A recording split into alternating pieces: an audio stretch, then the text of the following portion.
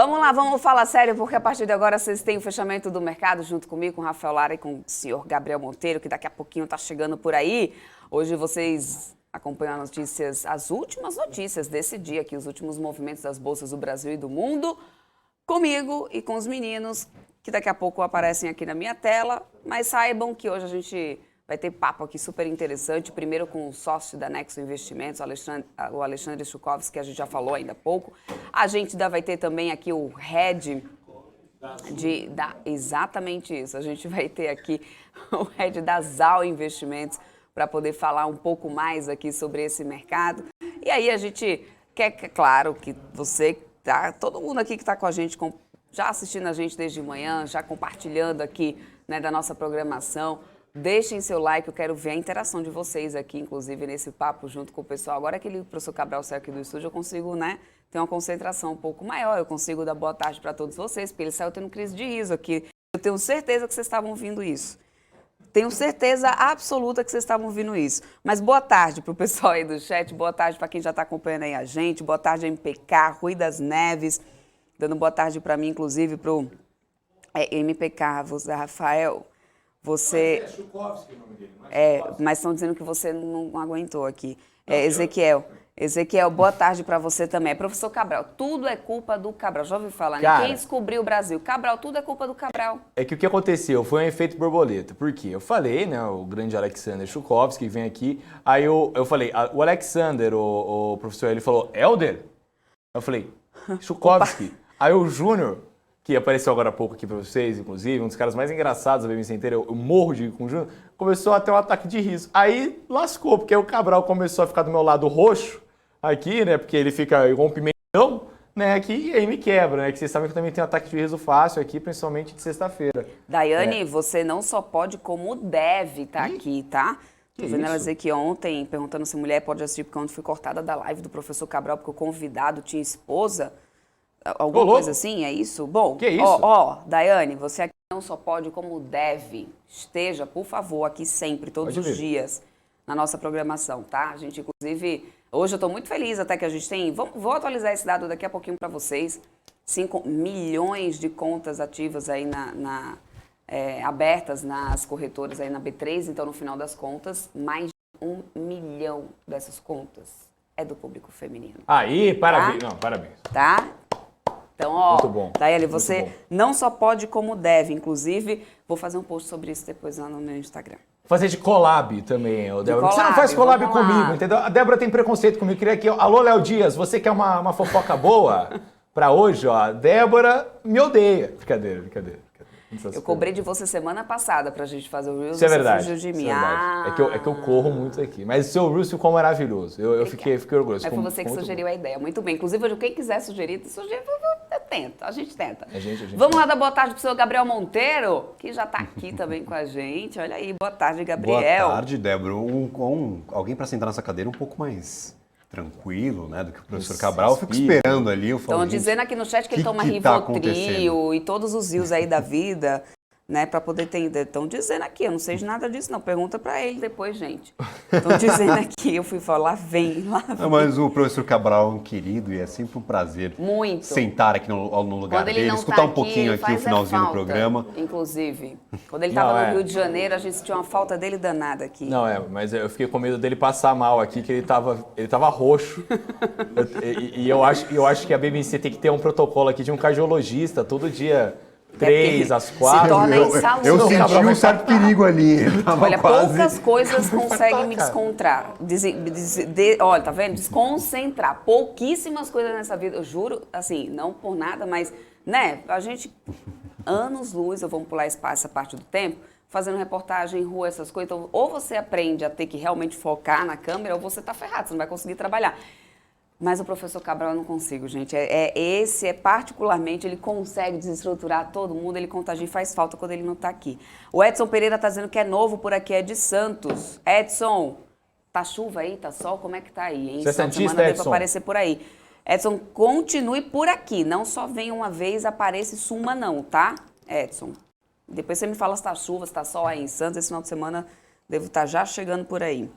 E vamos atualizar esse mercado, inclusive, vamos ver aqui que esse Bovespa virou nessa tarde o Bovespa, quem estava acompanhando aqui a nossa programação desde manhã, viu que aí a gente, principalmente ali, quase minutinhos antes ali de já ser divulgado o payroll, a gente chegou a bater mais de 1% de queda.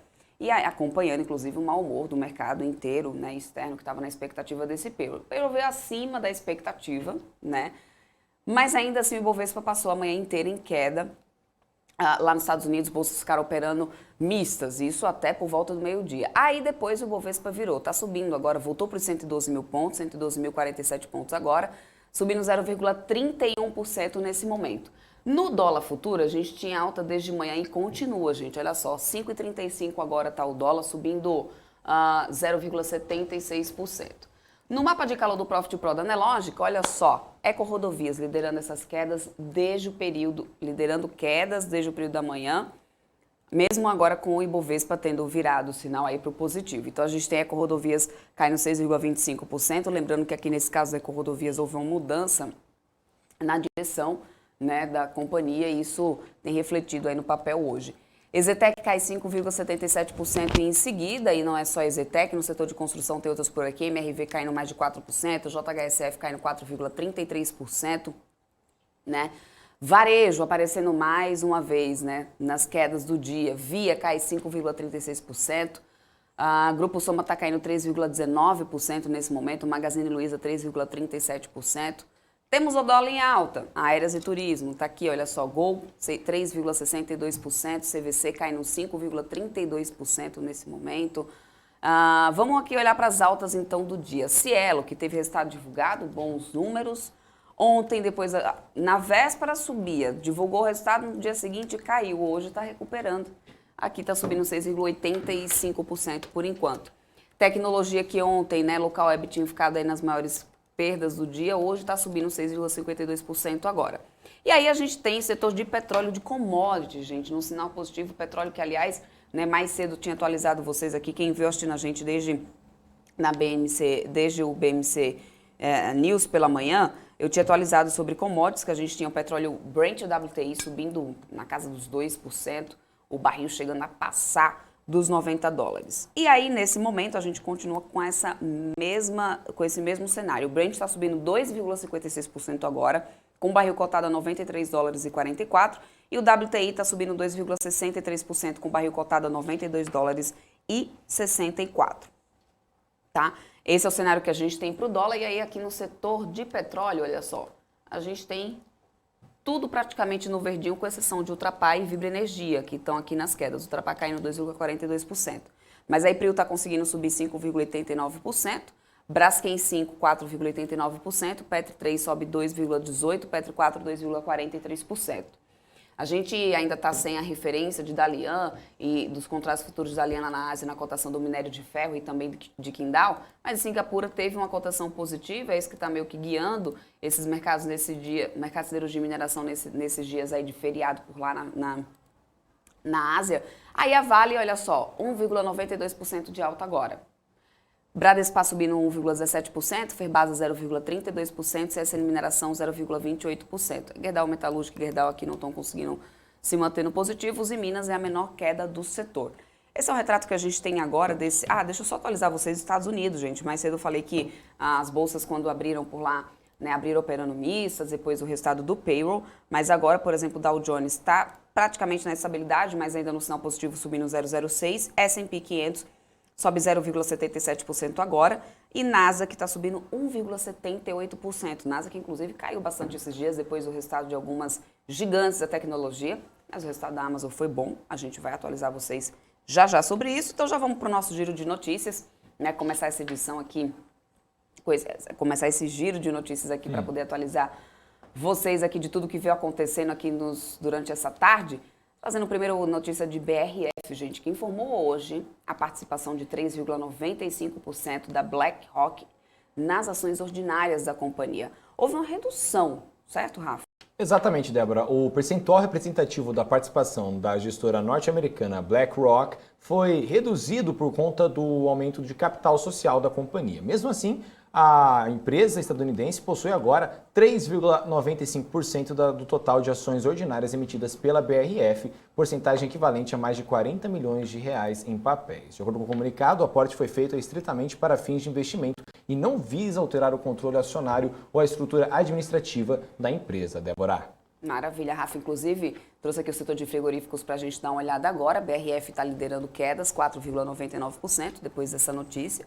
Aí a gente tem, como o dólar subiu, a gente sabe que esse é um setor bem mais sensível ao dólar, inclusive, né, por causa das exportações. BIF 3 sobe 1,7%, Mafrig 0,70% de alta, JBS 0,50%. Mais BRF, depois dessa notícia, a gente tem uma queda aí de 4,99%. Mudando agora de assunto, para a gente falar do BTG Pactual e da JICA, que anunciaram aí 200 milhões de dólares em financiamentos para o Brasil. Mais detalhes com Gabriel Monteiro. Perfeito, Débora. De acordo com as informações do comunicado aí do BTG, o repasse vai ser de 200 milhões de dólares e vai favorecer aí pequenas e médias empresas no Brasil. Ou seja, os recursos serão utilizados para empréstimos a pequenas e médias empresas. Em nota, o banco destaca que a linha de crédito, somada a outras iniciativas já realizadas aí, vai impulsionar as expectativas do BTG Mais Business, plataforma digital de soluções para pequenas e médias empresas, que conta hoje com um portfólio de mais de 14 bilhões em financiamento, Débora. Maravilha, Rafa, é isso aí. Vamos agora para as notícias internacionais, gente, porque a Amazon divulgou o lucro líquido de mais de 14 bilhões de dólares para o quarto trimestre, quase o dobro do resultado obtido um ano antes. A Giovanna Locatelli aqui tem mais informações também sobre o aumento do preço da assinatura do serviço de streaming Prime, o que fez as ações da empresa dispararem no aftermarket ontem. Então, fala, Giovanna. A Amazon disse ontem que a receita subiu 9% no quarto trimestre. A empresa divulgou um ganho de quase 12 bilhões de dólares com seu investimento na empresa de veículos Rivian. O mercado já reagiu e as ações da Amazon subiram até 14% em negociações estendidas. Se a ação sustentar essa alta hoje, nesta sexta-feira, seria o maior ganho em um dia desde 2012. Bom, então vamos aos números. Lucro por ação ajustado ficou 5,8 dólares, né? A receita ficou em 137,4 bilhões. Lucro operacional do quarto trimestre deve ficar na faixa de 3 a 6 bilhões de dólares. O grande ganho de lucro da Amazon na Rivian é resultado do IPO da fabricante de veículos elétricos em novembro. E claro, a gente acompanha a performance desses papéis. Giovanna Locatelli, dos Estados Unidos, para a BMC News. Obrigada, Giovanna. Hoje a gente também teve a divulgação do payroll, como eu falei aqui mais cedo para vocês, e os números reforçam a expectativa de que o Fed seja mais agressivo contra a inflação. As atualizações agora com você, Rafa. Perfeito, Débora. O payroll deu o tom dos mercados ao contrariar não só o ADP, como a maioria das estimativas que viam o surto de Omicron como um entrave, ainda que temporário, para a alta na geração de empregos nos Estados Unidos. Foram criadas ao todo 467 mil vagas em janeiro, em relação às 510 mil vagas em dezembro. Os salários médios também vieram acima do consenso, com potencial para dar gás à inflação. As apostas em aperto mais agressivo do Fed para lidar com a maior alta de preços em 40 anos nos Estados Unidos subiram, passando a 21,1% de 14,3%, de que vai ser de 50 pontos percentuais em março. Os números azedam as bolsas logo que foram divulgados e elevam dólar e juros. Mas agora as bolsas, inclusive, invertendo o sinal, né, Débora? Inclusive, isso também afetou, sabe quem? O Bitcoin. Bitcoin, inclusive, hoje eu já gravei, né? Não sei quando é que será postado, depende do nosso time de social media, mas será postado hoje. Eu gravei uma explicação do porquê que o Bitcoin voltou à casa dos 40 mil dólares, né? Que está subindo mais de 10%. Porque, em teoria, com essa movimentação, né, de uma indicação de que o Fed poderia ser mais agressivo ao aumento da taxa de juros, para tentar evitar o superaquecimento do mercado de trabalho norte-americano, o Bitcoin responderia de uma maneira em queda. Historicamente foi isso. Mas algo aconteceu, ele atuou como catalisador e aí continuou ali, subiu na verdade hoje, né? Foi para 10,8% de altas, 40.700 dólares, o maior patamar das últimas 2 semanas. Lembrando, Rafa, que essas informações sempre são complementares, né? A gente dá uma informação aqui na TV, a gente explica um pouco mais no nosso portal de notícias, a gente dá lá no nosso canal no Telegram, a gente tem o videozinho ali no Instagram explicando tudo. Ou seja, gente, o que vocês estão perdendo tempo aí? Siga a BMC em tudo quanto é lugar, ou seja, redes sociais, veio aqui pra TV, tá tudo aqui na descrição do nosso canal do YouTube, né, Débora? O Warren Exatamente. Buffett, inclusive, fala, né? O melhor investimento é em você mesmo. Olha só. Né? Então, o melhor investimento é você adquirir conhecimento. Então, você quer ser fanboy de alguma coisa, principalmente esse ano que é ano de eleição. Eu quero um que todo fã, hein? mundo, todo mundo quer ser fanboy de algum político esse ano. Ou o cara vai ser fanboy do Lula, do Bolsonaro, do Moro, do Dória. Seja fanboy da BMC, entendeu? Vai lá, entendeu? Sei lá, faz boné, faz camisa, entendeu? Faz torcida organizada sem briga, entendeu? Vai lá, tipo, o Gabriel Monteiro vem aí. E o dólar ele vai falar, pô, ia ser muito legal, entendeu? Aí você vai ter conhecimento até ano que vem, aí tranquilamente. Né, Débora? Isso, vai. E ó, deixa eu só responder a sua pergunta aqui, viu, Rafa? Você tinha perguntado sobre a virada das bolsas, continua. Apesar de que a gente reduziu um pouquinho agora a alta, voltamos para os 111 mil pontos, 11.923, mas pelo menos um sinal positivo aí de 0,20 depois de 2 dias de queda. Vamos ver se pelo menos sustenta aqui, né, para ter aquele gostinho de sextou, pra você tomar seu chopp feliz, Rafa. Vamos lá agora para falar sobre a B3, que atingiu essa marca de 5 milhões de contas de investidores em renda variável só no mês de janeiro. A gente está crescendo, né, Gabriel? É isso aí, Débora. A Bovespa atingiu a marca de 5 milhões de pessoas físicas com contas abertas em corretoras no país. Isso tudo está dividido da seguinte forma: 1 milhão e 200 mil contas do público feminino e 3 milhões e 800 mil contas do público masculino. O número de CPFs únicos chegou a 4 milhões e 200 mil nessas contas aí abertas. Na renda fixa, o número de investidores chegou a 10 milhões de CPFs em dezembro de 2021. Os recursos investidos em equities na B3 chegam a 501 bilhões de reais, com participação de 17% de pessoas físicas, Débora. Maravilha. Ó, o MPK tá dizendo aqui que o vídeo que você fez ontem ficou bem legal, hein, Olha Rafa? só. Ah lá? Mas Ó, qual que dos legal. vídeos? Foi o da Rússia? O da Rússia com a Ucrânia ficou bem legal mesmo, hein? Eu sei que tem que ser humilde, mas obrigado por ter assistido lá, viu, MPK, vi que você colocou lá o comentário. A gente faz com muito amor e carinho aí, a gente tentou trazer de uma maneira resumida. Acho que o vídeo tem, cara, acho que 2 minutos. Ó, e parabéns pra B3 aí, hein? Vamos comemorar esses números aí da B3, inclusive. Tem que aumentar esse tamo número de mulheres crescendo. investidoras aí, né, Debs? Por favor, mas já é uma coisa, 1 milhão. Ó, imagina, 2 anos atrás, quando eu comecei a entrar nesse mundo do mercado de investimento, estava muito longe disso, Rafa. Mas vamos lá, vamos continuar por aqui, gente, para poder a gente falar um pouquinho sobre uma PL, aliás, duas PLs dos combustíveis, né, que devem ser pautadas já nos próximos dias. Rafa, atualiza isso melhor para a gente, já tem data para isso? Débora, os 2 projetos de lei que tratam de preços dos combustíveis deverão ser pautados no plenário do Senado no próximo dia 15. Pelo menos foi o que disse o senador Jean Paul Prates, depois de uma conversa com o presidente da Casa, Rodrigo Pacheco. Um dos projetos queria uma conta de compensação com dividendos pagos pela Petrobras à União e um imposto de importação. Outro fixa um modelo de cobrança de ICMS. Fora esses projetos, a chamada PEC Kamikaze do senador Carlos Fávaro terá tramitação normal, ainda sem data para votação. Débora. Maravilha. Bom, agora a gente vai falar um pouquinho sobre política, gente, porque o Bolsonaro assinou uma portaria que reajusta o piso salarial dos professores em 33,24%. Gabriel, de onde vai vir esse dinheiro? Bom, Débora, a portaria assinada pelo presidente Jair Bolsonaro oficializa o reajuste de 33,24% no piso salarial dos professores, conforme o que já tinha sido proposto aí no mês passado. Com isso, o valor mínimo a ser pago pelos estados aí e municípios aos profissionais da rede pública, com carga horária de 40 horas semanais, passa de R$ 2.886,24 para R$ 3.845,63, e depois dessa reação dos professores contra o reajuste salarial para o magistério, Débora, o presidente Jair Bolsonaro explicou que os recursos para bancar o impacto financeiro das medidas sairão dos cofres do governo federal. Lembrando, Débora, que a maioria dos profissionais da educação básica é formada por funcionários das redes das prefeituras e dos governos estaduais. A Confederação Nacional dos Municípios já tinha orientado os prefeitos a concederem um reajuste menor, de 10%, calculando aí um impacto de 30 bilhões e 460 milhões de reais com o piso anunciado por Bolsonaro. Todos os anos o governo federal repassa uma complementação do Fundeb para os estados e municípios, uma fatia que vai somar aí 30 bilhões de reais em 2022. Só que essa complementação não é repassada a todos os municípios e estados, mas é paga de acordo com alguns critérios definidos e beneficia redes de ensino que não atingem um valor mínimo necessário para a manutenção do estudo. do ensino, perdão. Na cerimônia, o ministro da Educação afirmou que o governo federal vai socorrer financeiramente gestores que não consigam aplicar o novo piso, Débora. Maravilha, Gabriel, é isso aí. Inclusive, vamos ficar vendo como que isso vai impactar, né, nos municípios e no orçamento dos estados, né? Vamos ver no que isso vai dar. Gabriel, segunda-feira você está aqui de volta com a gente. Eu e o Rafa, a gente vai tocando daqui.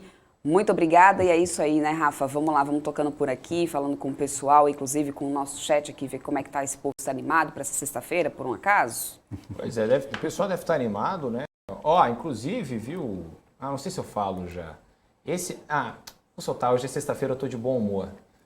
Algumas das novidades da BMC esse ano, como ano passado a gente teve a brilhante cobertura de Débora Oliveira no evento dos traders, lá do fim do ano, lá no sul do país, esse ano posso falar que teremos cobertura de mais eventos, principalmente aqui em São Paulo. Esse ano teremos vários eventos aqui, eu não posso ainda anunciar quais são as coberturas, mas você que vai em evento aí de tudo, né? Tecnologia, economia, enfim, criptomoedas, enfim, pode ficar tranquilo que talvez a gente possa se conhecer, né? Também a gente pode tirar uma foto aí, então já fica de olho, já vai acompanhando aqui que a gente traz essas novidades um pouco mais para frente. Bom, Debs, vamos que o Gabriel foi embora, não deu tchau? Ele tá indo, deixa ele ir, ele tem muita sexta-feira, coisa. deixa ele ir, Sexta-feira ele vai sextar. Ele tá feliz da vida, ele tá com um sorrisão no rosto, não tem problema. Vai que vai, Gabriel, o mundo é seu. Uma boa notícia, né, pro pessoal, inclusive, porque esses dias eu tava vendo aí essa questão de muita gente falando assim, tem aumentado números, né, do Ômicron aqui no Brasil cada vez mais. Aí nos Estados Unidos a onda da Ômicron tá perdendo a força e o número de casos cai em 49 dos 50 estados. Olha que coisa legal. A onda de contágios causada pela variante por lá está perdendo essa força, com o número desses novos casos caindo de 49 para 50 estados. E a média diária dos novos casos caiu de mais de 800 mil em meados de janeiro para quase 360 mil. Caiu bastante, né? Mais da metade. Além disso, o número de pacientes internados com Covid-19 nos hospitais americanos caiu 15% durante o período para cerca de 124 mil. Porém, o número de mortes ainda aumenta, pelo menos em 35 estados, refletindo o atraso típico desse indicador, que começa a cair algumas semanas depois da queda nos casos e nas hospitalizações. A média de óbito está em 2.400 por dia. Uma coisa interessante que eu tinha também lido, Rafa, era que boa parte dessas hospitalizações estava acontecendo em pessoas que não tinham terminado o ciclo de vacinação ou que não tinham tomado a vacina. Corrija-me se eu estiver errado. Exatamente isso. Débora, inclusive, se não me engano, queria mandar um beijo pro meu papai, o Wallace, que fez essa matéria, se não me engano. Inclusive, foi ele que fez esse levantamento aí. Realmente, essa história, né, dos vacinados aí, do índice de internações aqui no Brasil, né, igual mesmo você falou, né, enfim, que essa história ela é realmente muito importante, inclusive, para a economia, né, que é uma medida eficaz, né, o número de casos realmente tem aumentado, mas o número de internações, principalmente com os vacinados, é muitíssimo baixo.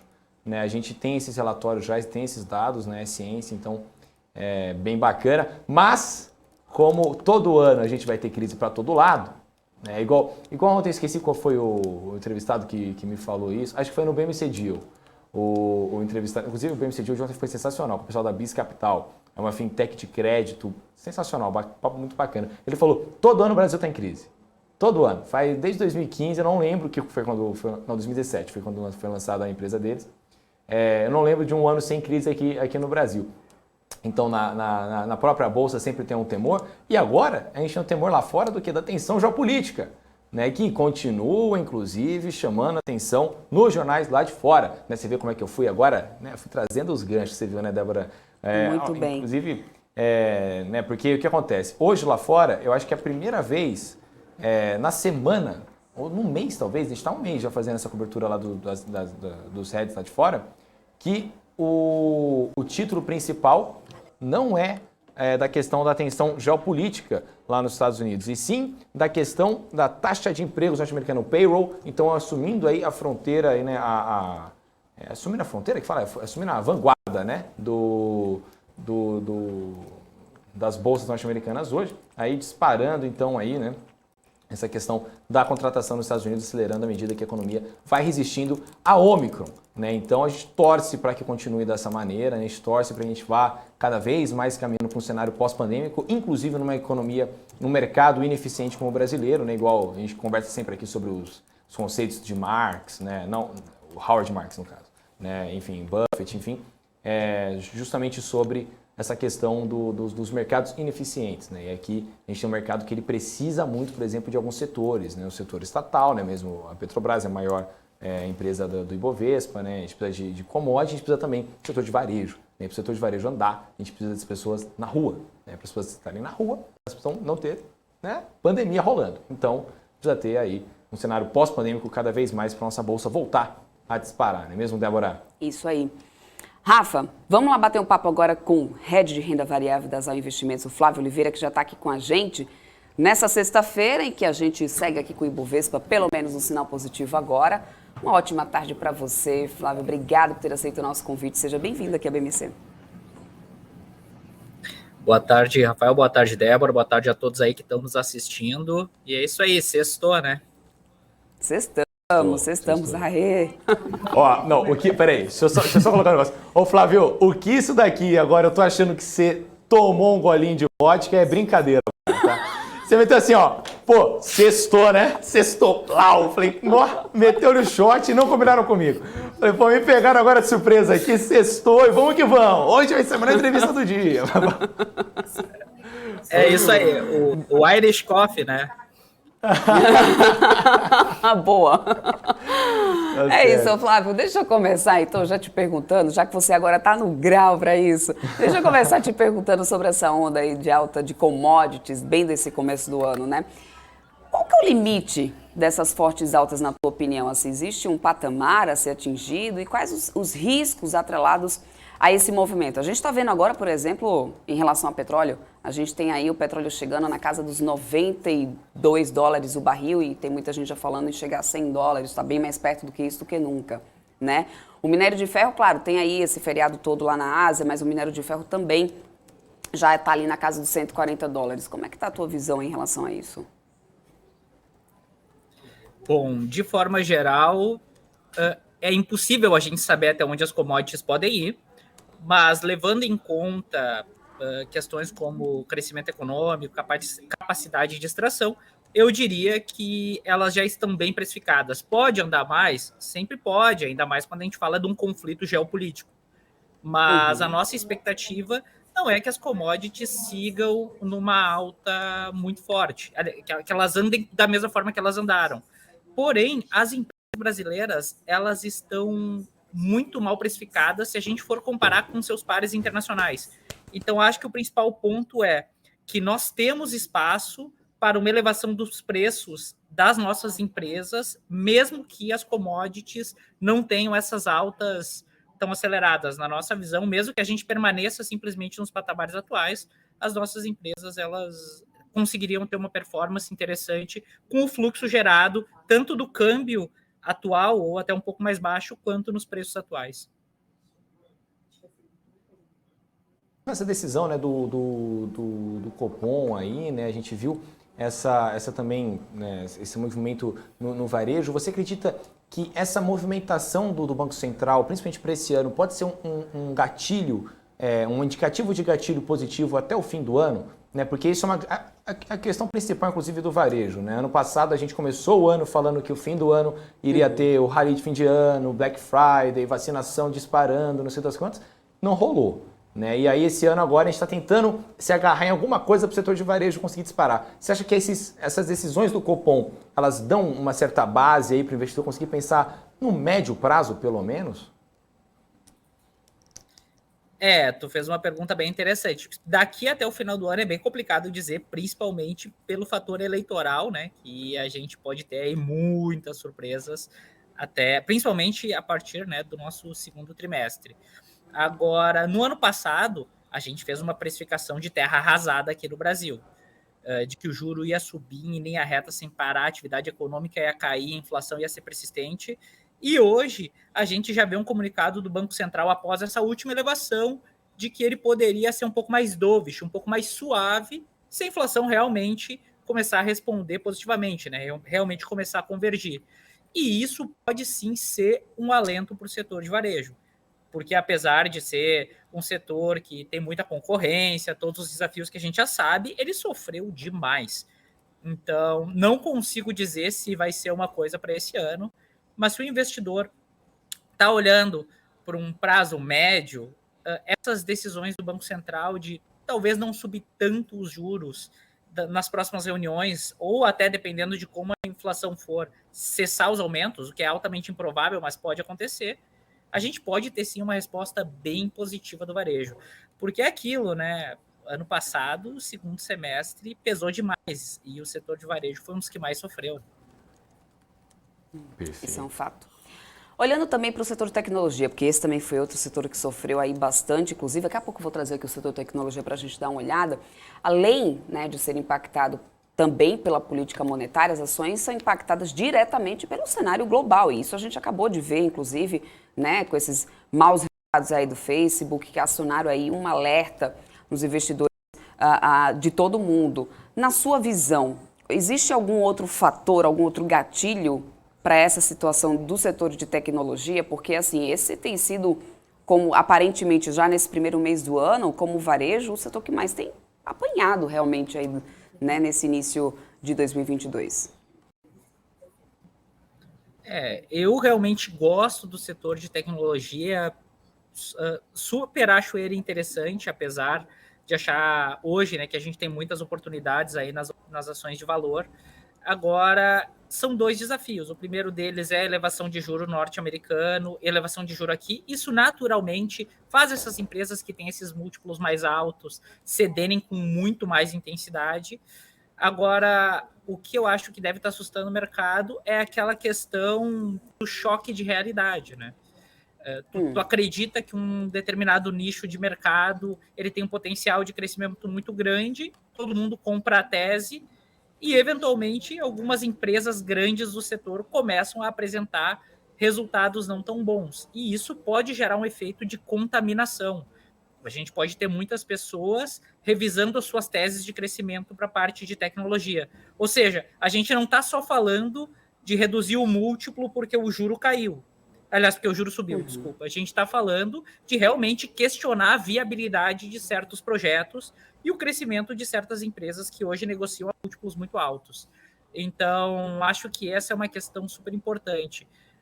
É o fator, é o quanto essa questão do Facebook vai contaminar outras empresas e o quanto as pessoas podem questionar setores, inclusive aqui no Brasil, de tecnologia. Empresas hoje, por exemplo, que elas não dão lucro ou reinvestem todo o capital ou queimam caixa, e as pessoas estão acreditando na tese do crescimento. Isso pode ser um choque de realidade. Então, eu acho que a gente acabou de colidir com algo que pode ser um risco adicional para o setor de tecnologia, que as pessoas talvez não tivessem tão preparadas, né, para bater de frente. Mas isso, infelizmente, só o tempo vai dizer.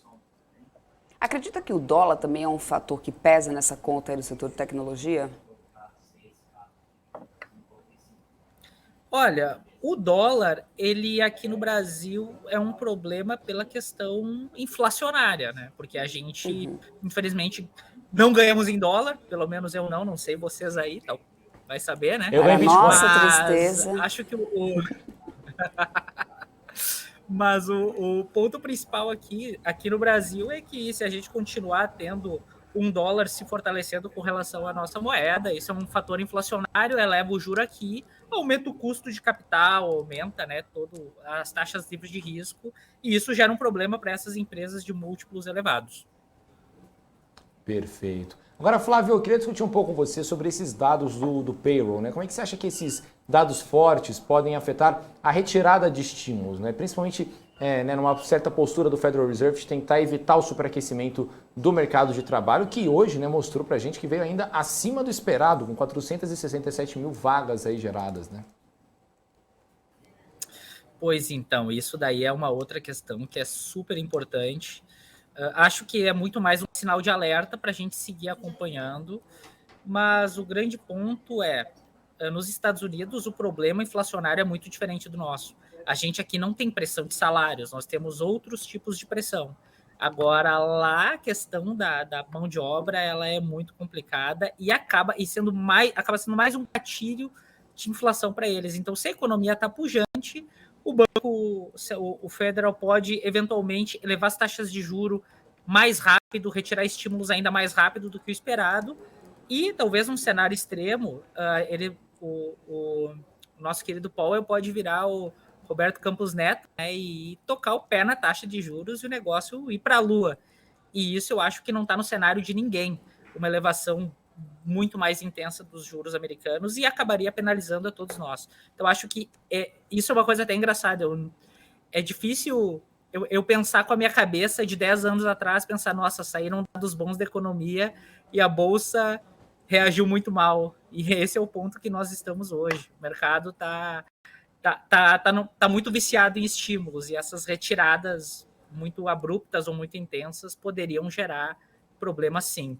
Se o mercado americano continuar forte, continuar gerando inflação, a gente pode ter um revés maior no mercado americano e, de uma forma ou de outra, pode acabar respingando no mercado brasileiro. Mas, para mim, é muito mais um sinal de alerta. Eu estou muito mais acompanhando. Não é o nosso cenário base.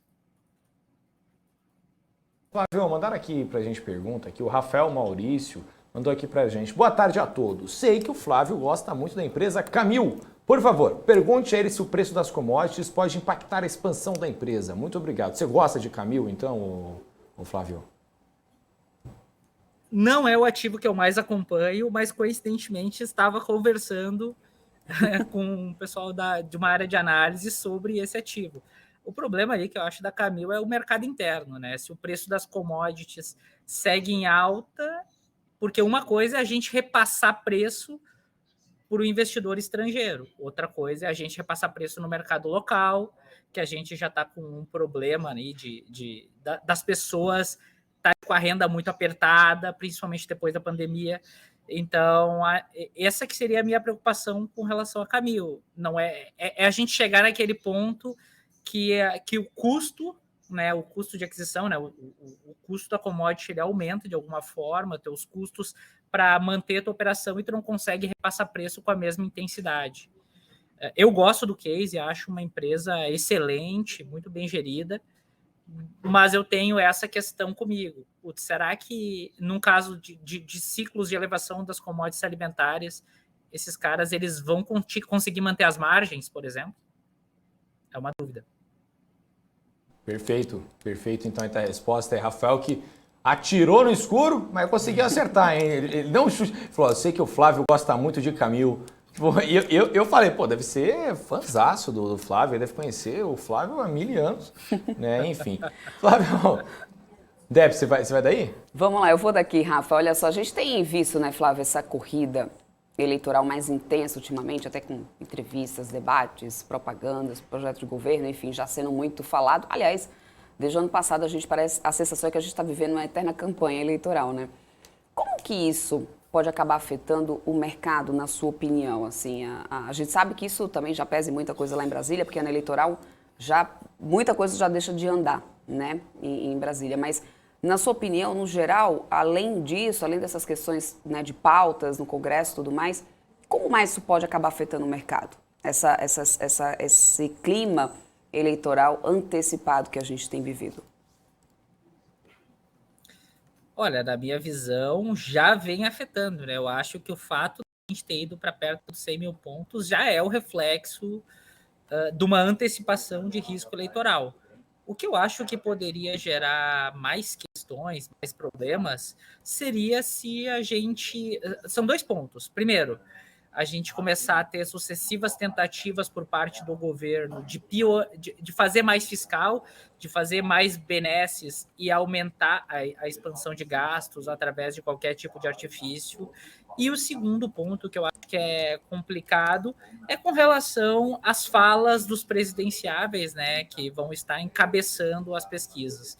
Então, cada vez que a gente vê, por exemplo, o Lula indo para uma rede social e falando da questão da Petrobras, a gente não tem como quantificar o preço que isso pode fazer no papel, porque à medida que ele vai ganhando espaço, se ele vai se manifestando dessa forma, isso pode gerar volatilidade. Mesmo que ali na frente a gente venha a ter uma eleição dele e ele não faça nada, enquanto ele está falando, isso vai gerar volatilidade no papel. Então, acho que esses aí são os 2 pontos de atenção. Mas, por outro lado, a gente vê a Bolsa já com múltiplos bastante apertados e, na minha visão, pelo menos, eu acho que a Bolsa aguenta desaforo. Agora é aquilo, né?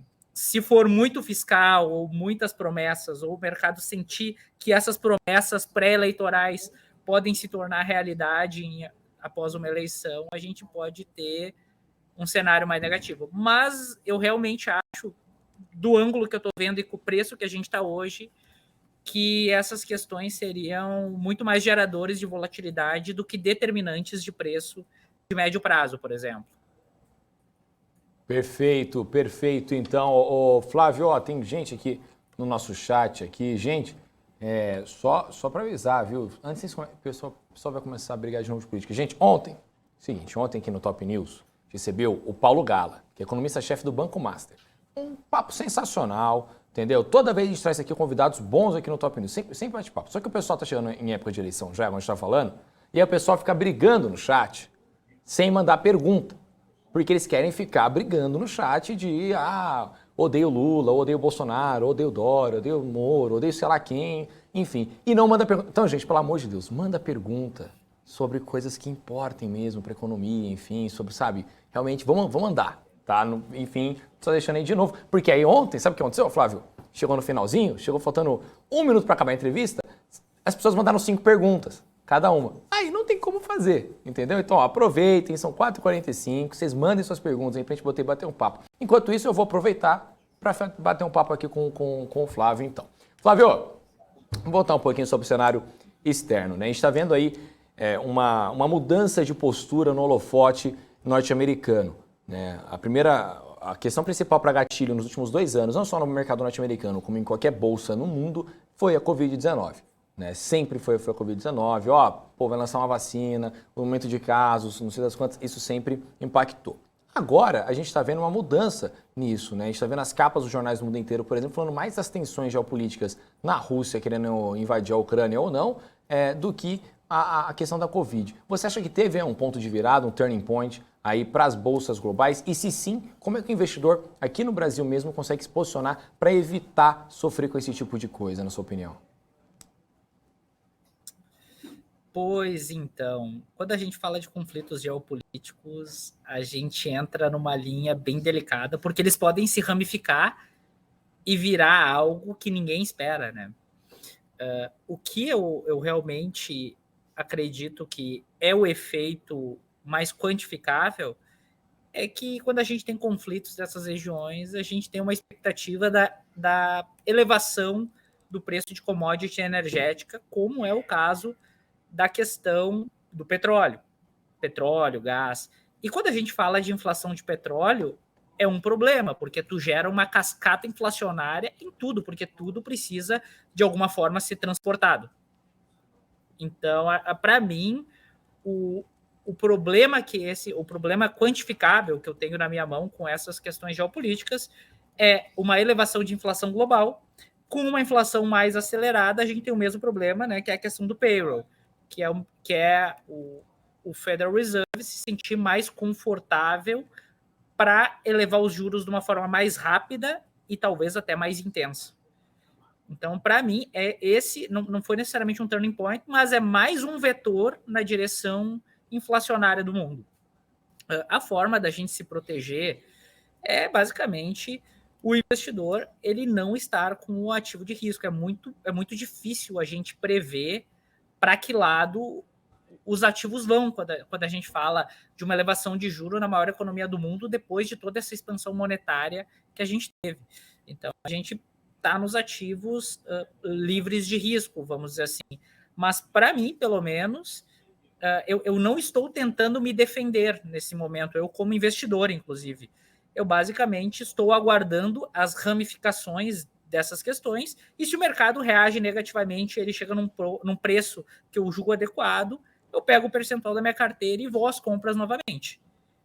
Esse é o posicionamento que eu estou tendo. Eu não estou tentando me defender de queda e nem prever como o mercado está. Eu estou basicamente aguardando momentos de realização que, se eles vierem, eu tenho aquele saldo que eu gostaria de aportar nos ativos de risco novamente. É isso que eu estou fazendo hoje. Perfeito, perfeito, Flávio. Mandaram mais pergunta aqui pra gente. O Arley Pires perguntou justamente sobre essa questão da tensão geopolítica, né? Ele perguntou, se for ter guerra envolvendo os Estados Unidos, como é que o dólar pode se comportar?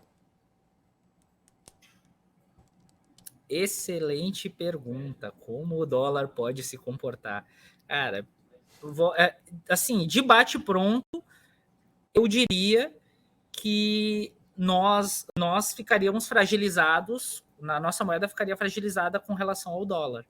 Agora, que nem a gente falou, são muitas ramificações, teria que olhar no detalhe. Intuitivamente, quando a gente tem um evento como uma guerra e envolvendo, né, por exemplo, potências, eu diria que a gente deveria ir para os lugares mais seguros, que são os países desenvolvidos. Talvez não necessariamente o dólar, talvez algum país diferente.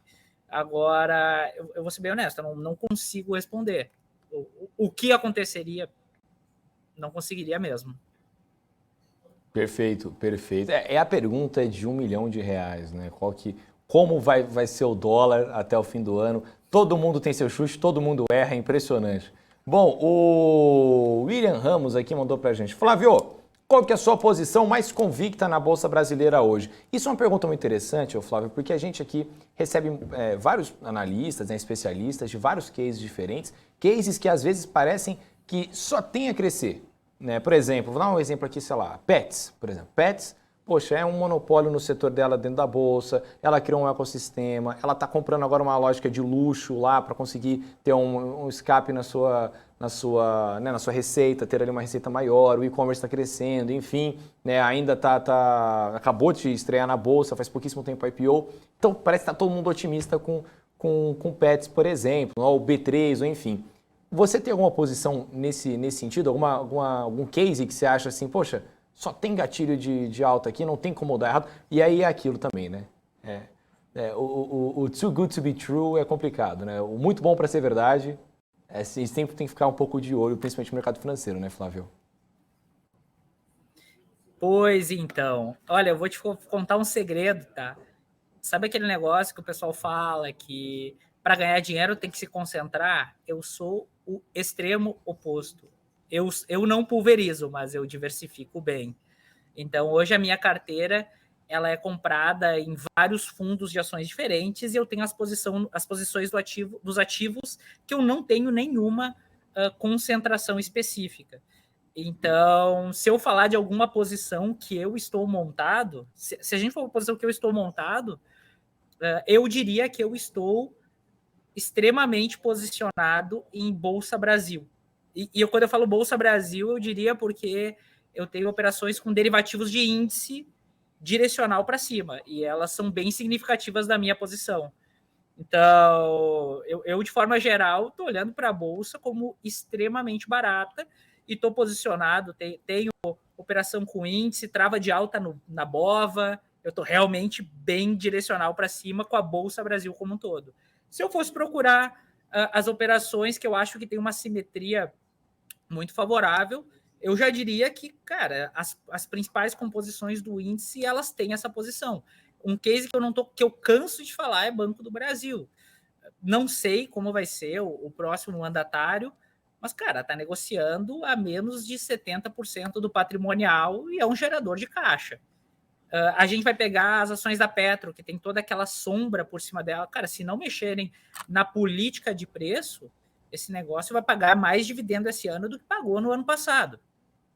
Então, para mim, são dois casos de assimetria muito forte. Agora, tem chances significativas de darem errado por questões políticas, né? Agora, de resto, para mim, eu estou posicionado em Bolsa Brasil como um todo. BOVA, índice e fundos de ação com gestão ativa. Eu estou realmente bem... Não estou nem um pouco concentrado, mas estou com o meu orçamento de risco bem tomado direcionalmente para cima. Show de bola, Flávio. Show de bola. Começando a participar ativamente. E tem aqui uma pergunta do Fabrício. Ele fala assim, Débora, pergunta Pergunta sobre a queda das ações do Facebook, se isso é um recado do mercado sobre as ações que não entregam as expectativas esperadas. Quais no Brasilzão aqui estão com grandes expectativas e podem não agradar? Pois então, eu acho que pegou muita gente de surpresa, principalmente porque antes do Facebook nós tivemos outras empresas que reportaram lucros muito grandes, né? E daí a gente podia ver talvez uma hype das pessoas querendo comprar, querendo surfar um eventual balanço estratosférico que não se concretizou, o que amplificou a queda.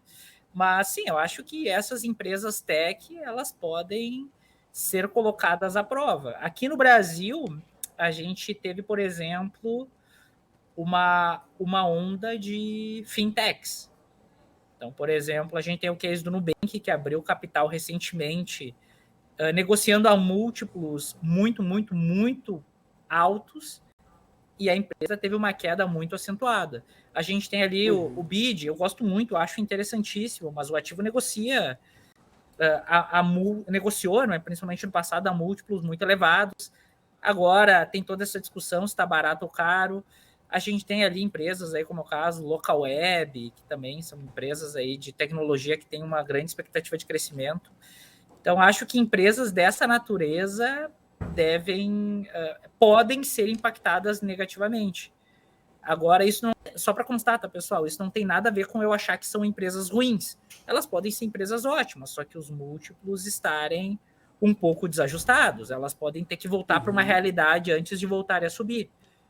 Acho que empresas assim como essas, que tem essa veia tech e negociam a múltiplos muito elevados, elas podem sofrer nessa onda do Facebook. Se essa desconfiança do mercado realmente pegar e se alastrar, esses caras podem sofrer. Até porque, que nem a gente falou, as ações elas concorrem umas com as outras.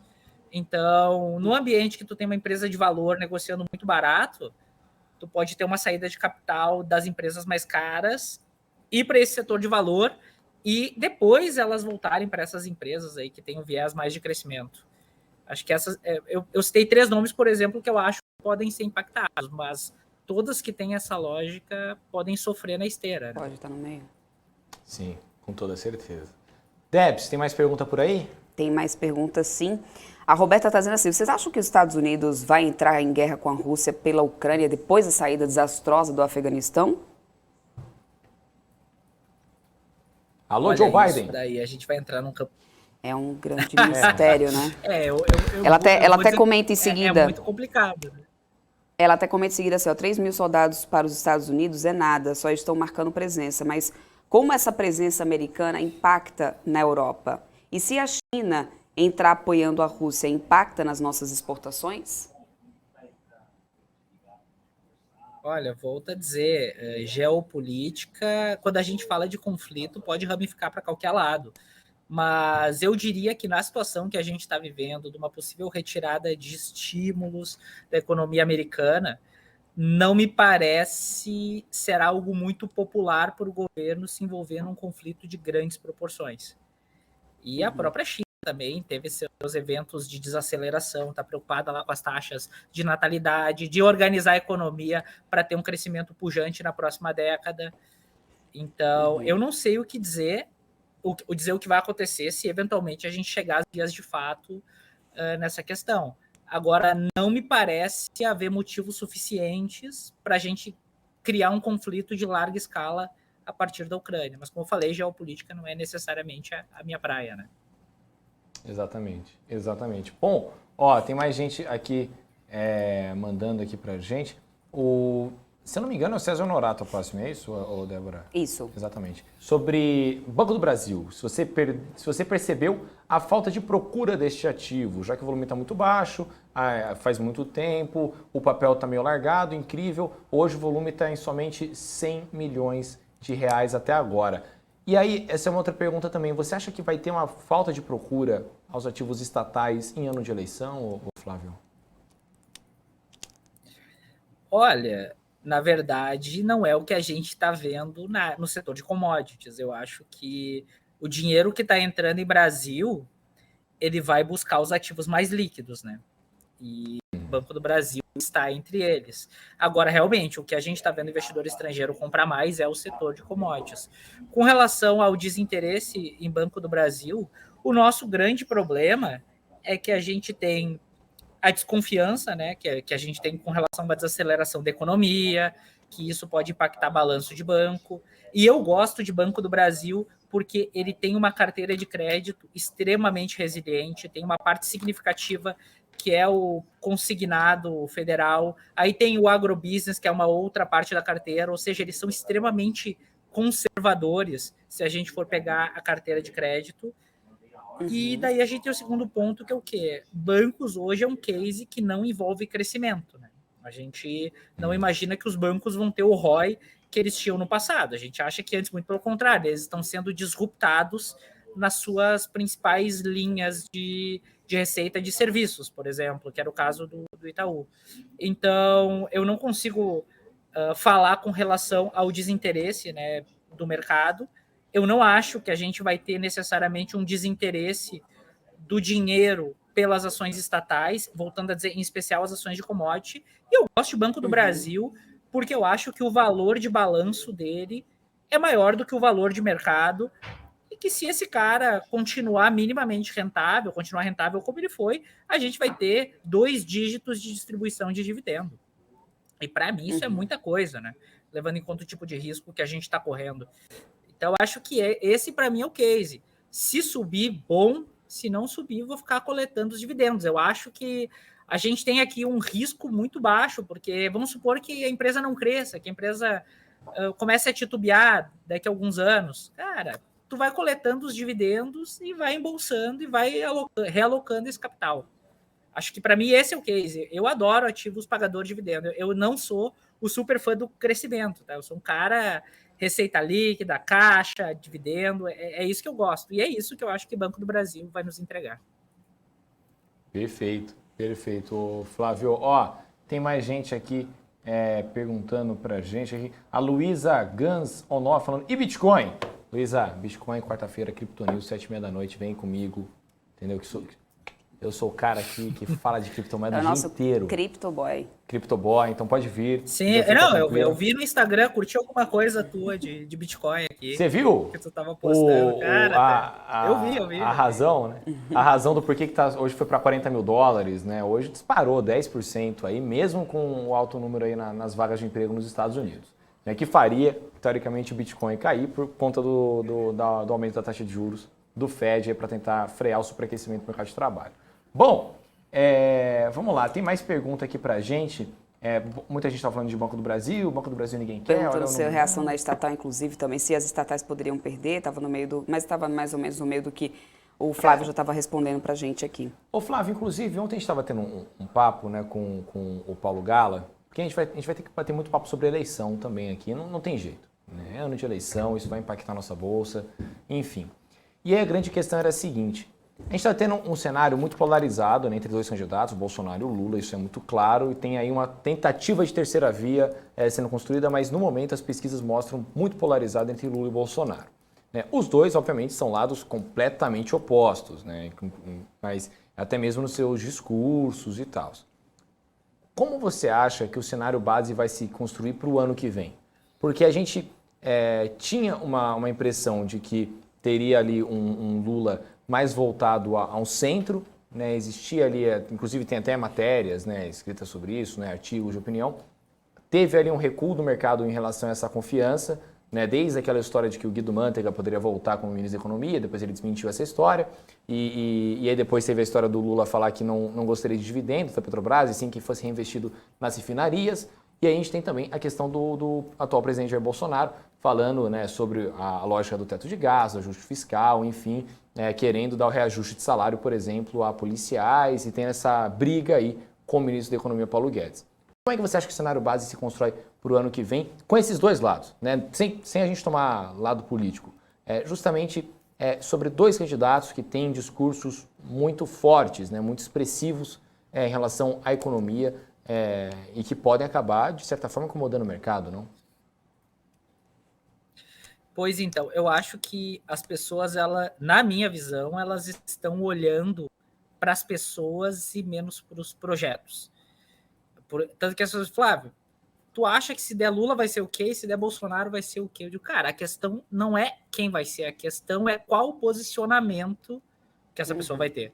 A gente está falando do Bolsonaro de 2018, que chegou sendo reformista, ou está falando do Bolsonaro de 2021, que falou em fura-teto de gasto? A gente está falando do Lula lá de 2002, que escreveu a carta aos brasileiros, ou do Lula que estava tentando se eleger dizendo que não ia pagar a dívida externa, né?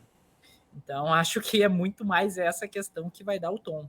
Quem chegar lá, se a gente... A minha percepção é que se voltar... Se essa pessoa se voltar para uma questão de fazer muito fiscal, a gente vai ter um problema. Porque a gente já está com uma taxa de juros muito alta, a gente já está com um percentual do PIB muito comprometido, altamente endividado. A maior parte das dívidas do Brasil, a gente não... Do nosso dinheiro, do nosso orçamento, ele é carimbado, ele não consegue ser movimentado. Então, se a gente tiver alguém lá que vai tentar fazer fiscal, vai ser uma aventura. E as chances dessa aventura acabar de um jeito ruim são grandes, porque vai minar nossa credibilidade e a gente talvez tenha algo pior do que... Provavelmente teria algo pior do que foi 2015 e 2016. Mas a gente não acha que esse é o cenário base. A gente acha que é um ano eleitoral, é um ano de muitas promessas, mas uma coisa é tu ser situação, outra coisa é tu ser oposição. Quando tu tá se opondo ou tu tá querendo se eleger, tu vai prometer tudo. Agora, se a gente for falar da hora que o cara sentar na cadeira, é outra conversa.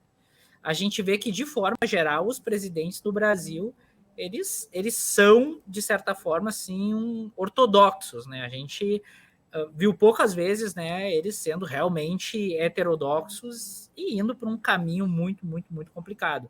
Eu realmente, no meu cenário base, vejo que, independente quem chegar lá, vai ter que se rearticular, talvez repactuar essa questão de teto de gastos, rever algumas questões. E eu realmente acredito que o Brasil é um grande centrão. A gente vai chegar lá, vai fazer o que precisa ser feito, não vai ser tão bom a ponto de ser aquele aluno nota 10, mas acho que a gente vai convergir para a média.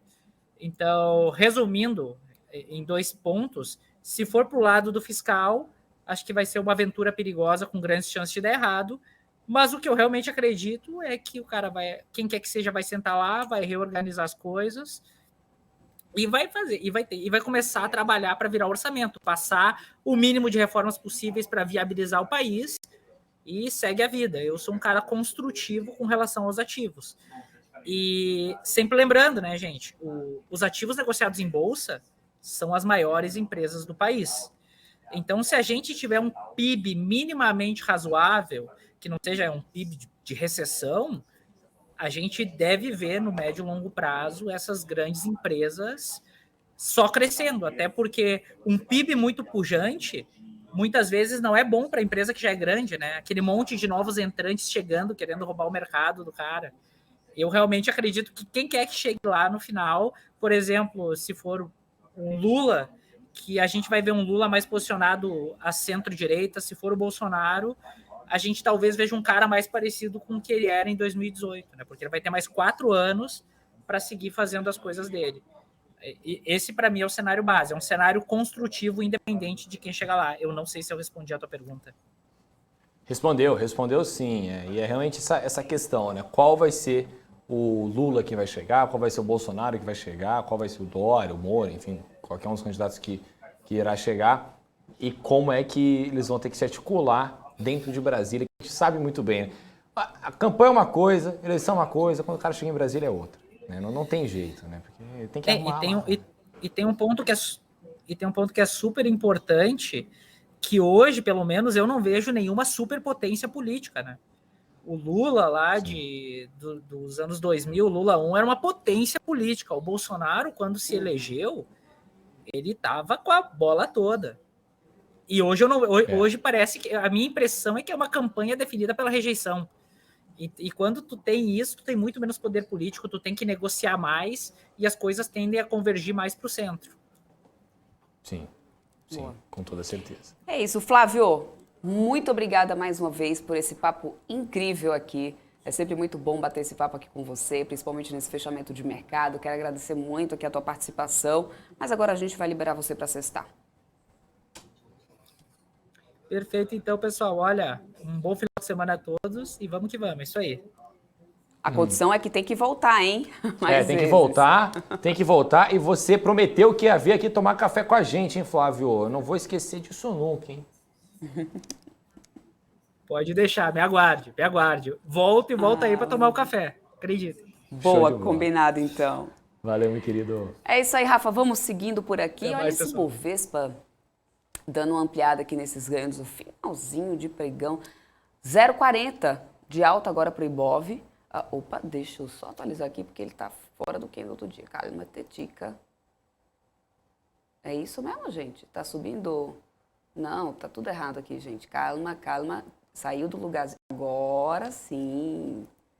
Ainda bem que eu tô de olho sempre nessa tela aqui, hein? Para poder Pois ver é. de 112.147 pontos. Estava lá atrás, estava lá no meio de janeiro, o meu gráfico aqui. Mais alta de 0,40% mesmo aqui para o Ibovespa já nesse finalzinho de dia. A gente bateu máxima de 112.261. A gente não tá tão longe aí dessa máxima, não.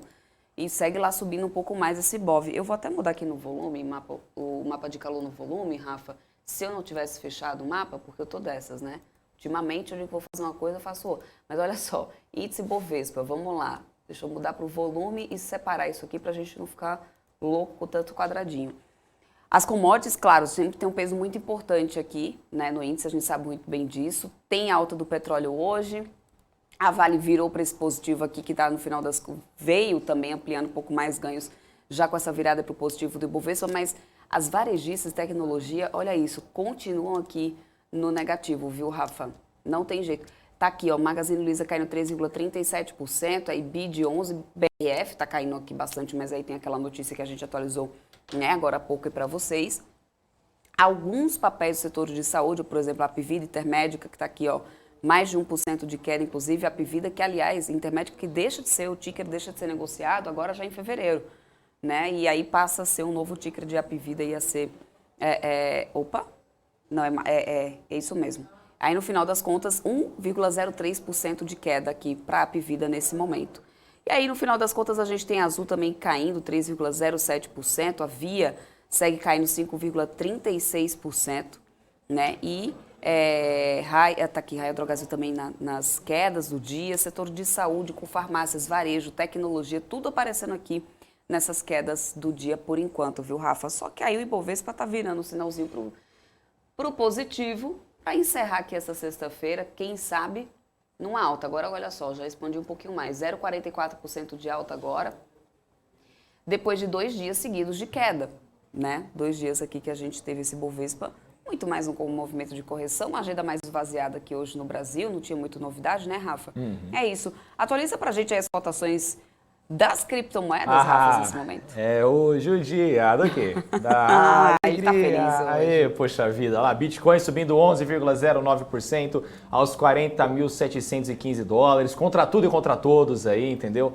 O Ethereum subindo 13,4% aos 2.956 dólares. E a Binance Coin subindo 8,5% aos 395 dólares e 26 centavos de dólar. Solana, por sua vez, sobe 13,94% aos 110 dólares. E outros destaques, deixa eu ver aqui, temos Avalanche, né, do ticker AVAX, subindo 15,26% a 76 dólares e 54 centavos. Eu brinco, né, mas, Débora, ontem a gente viu o mercado inteiro em queda, uma queda, assim, uma correção, fraca, né? Foi era uma queda, lateralização. queda. Né, o Bitcoin aos 36 mil, né, enfim, a gente viu mais por aquele lado mesmo do mercado. Então hoje é uma volta aí, né? Mas você vê voltas muito expressivas, né? Com 15%, o próprio Bitcoin com 11%. Se você for entrar, por exemplo, deixa eu até entrar aqui no CoinMarketCap, né? Que para quem não conhece é um organizador de cotações de todas as criptomoedas do mundo, né? E lá eles mostram, por exemplo, quem é que está ganhando mais e quem está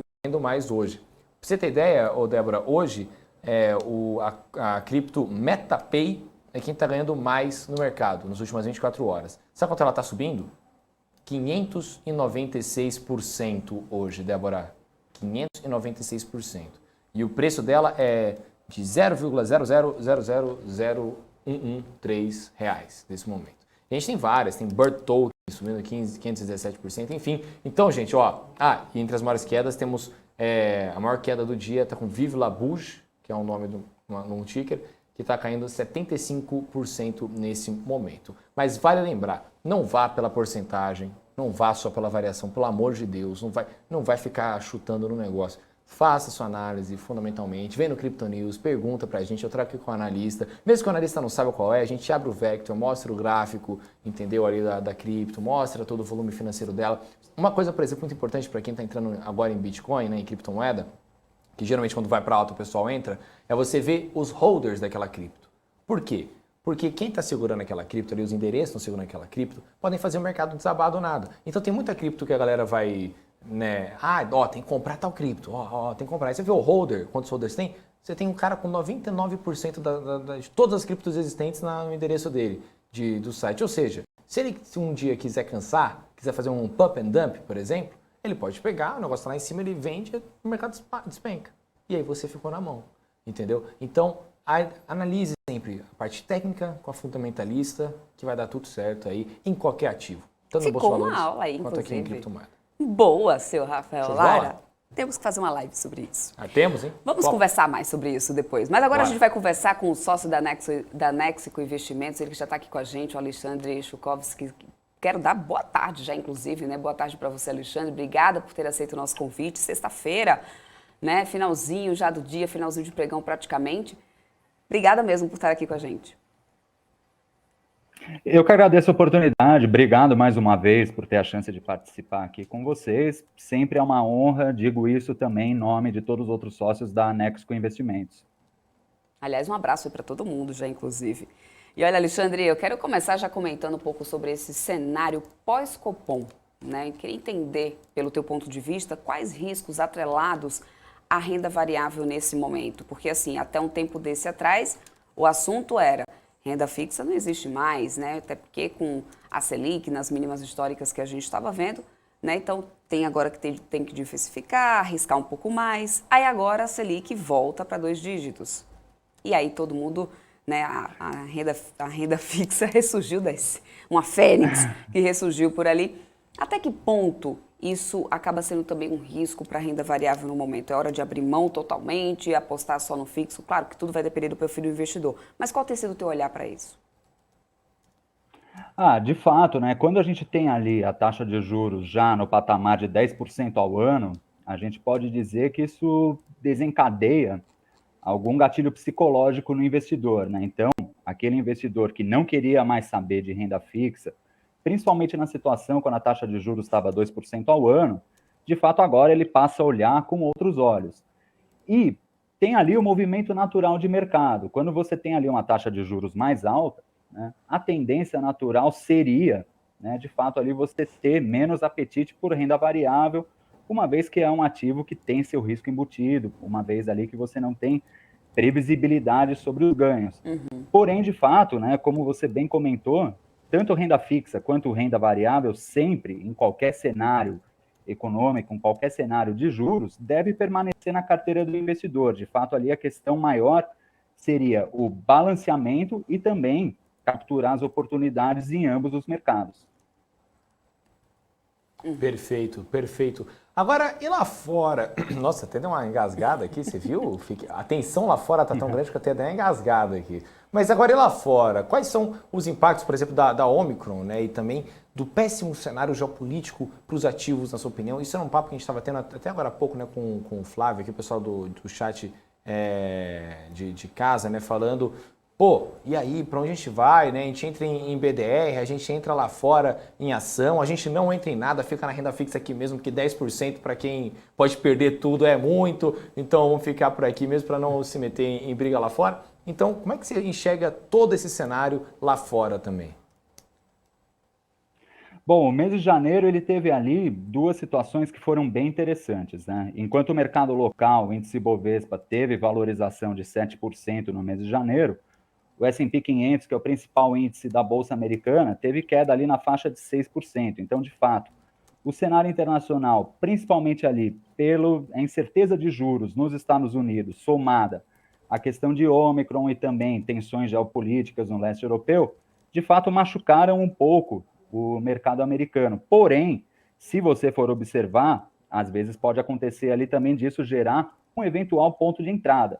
A questão principal é você ter ali a diversificação e descolamento de risco. Você colocar todo o seu recurso num determinado mercado não é recomendável, é longe de ser o ideal.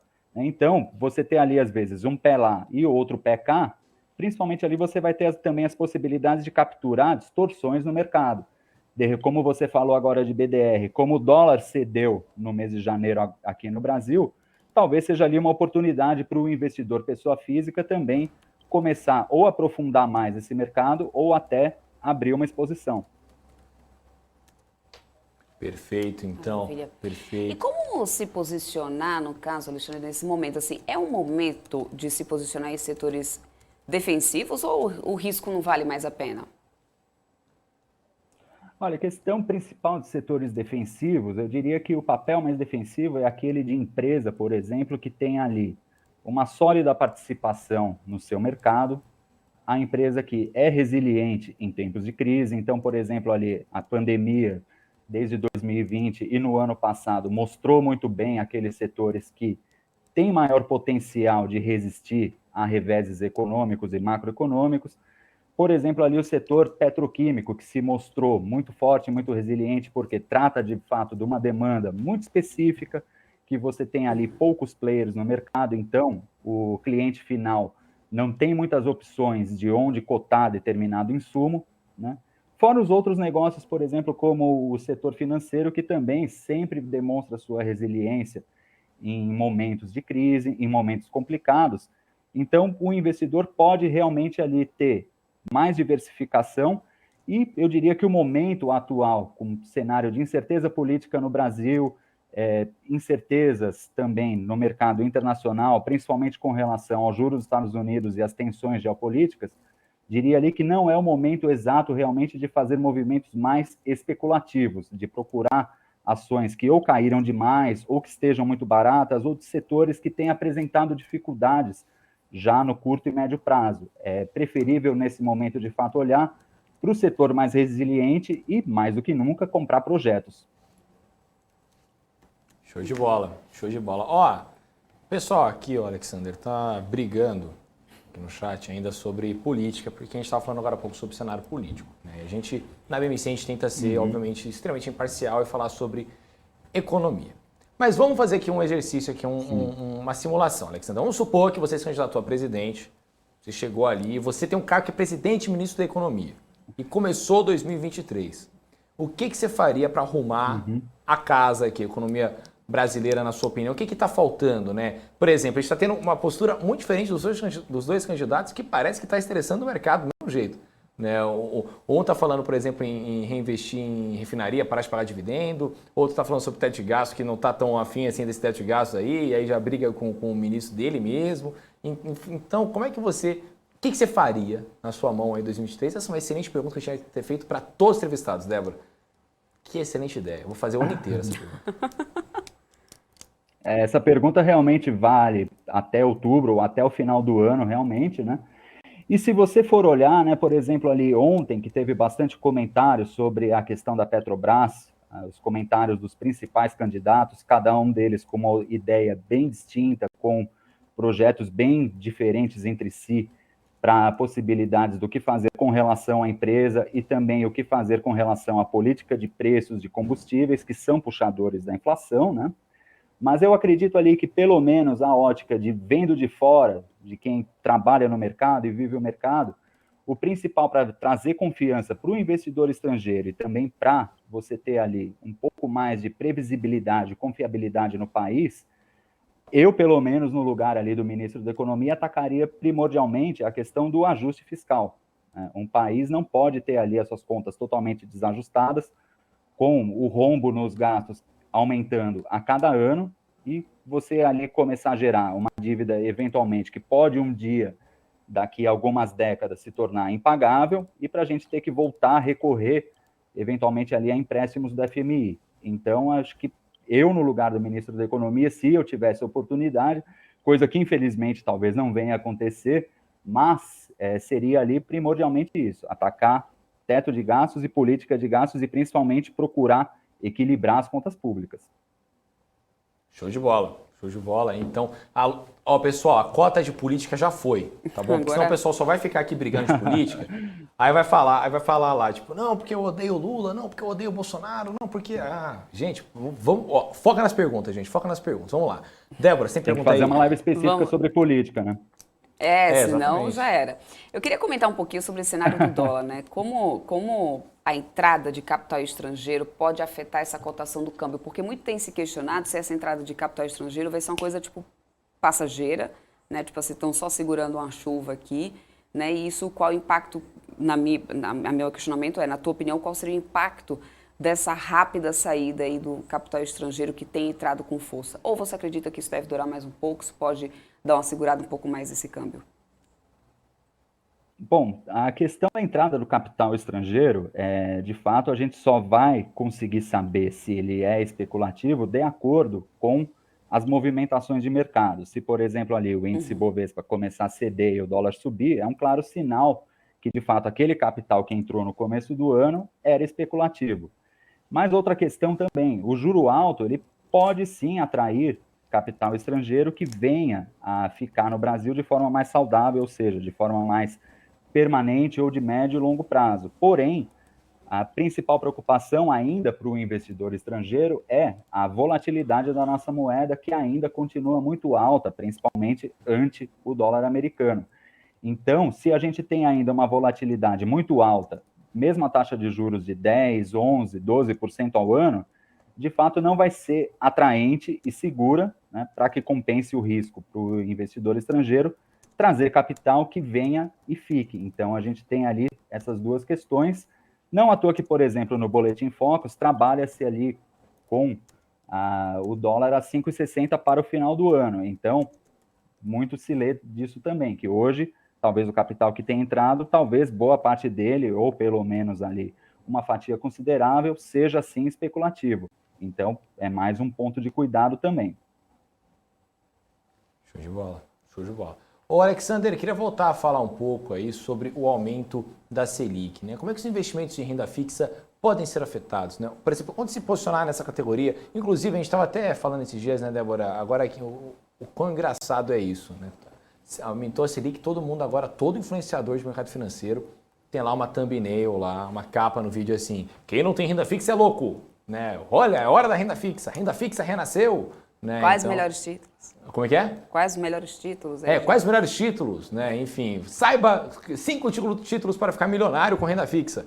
Enfim, então, Alexander, como é que de fato o investidor tem que se posicionar nessa categoria, principalmente agora com essa postura do Copom, que deve inclusive continuar aumentando os juros, pelo menos na próxima reunião, né?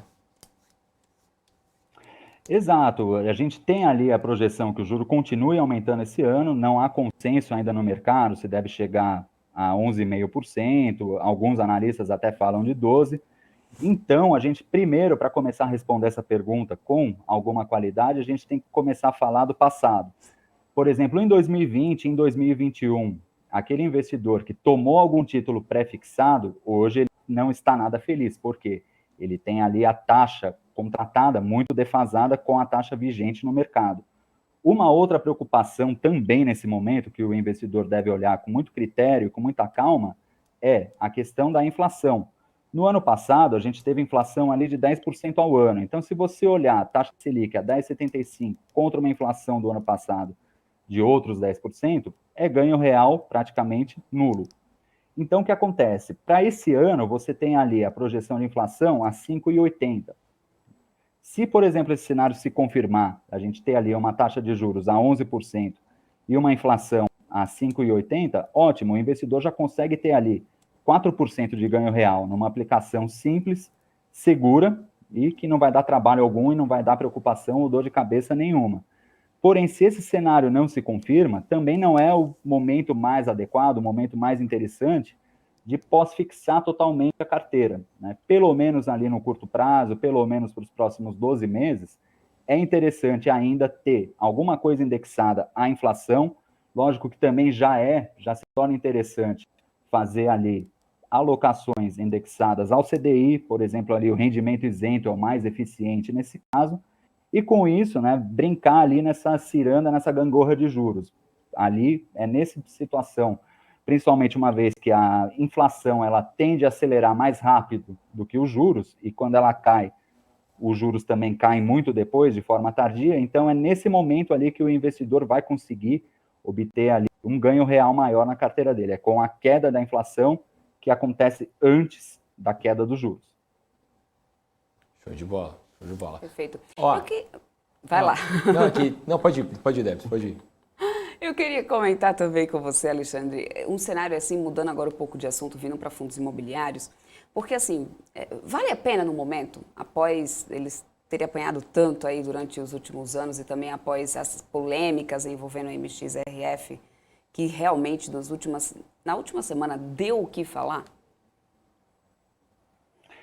De fato, o fundo imobiliário é um mercado interessante, porque você, dentro ali dos próprios fundos imobiliários, você tem várias possibilidades de investimento. Você tem ali o investimento desde um ativo real, que é o fundo imobiliário que atua no setor de lajes corporativas ou no setor de logística, também como você tem fundos imobiliários que são chamados ali coloquialmente de fundo de papel, que é o caso do MXRF, que ele vai ali adquirir recebíveis do setor, então são títulos de renda fixa dentro do fundo imobiliário, que é o caso de CRIs, LCIs e outros recebíveis, etc.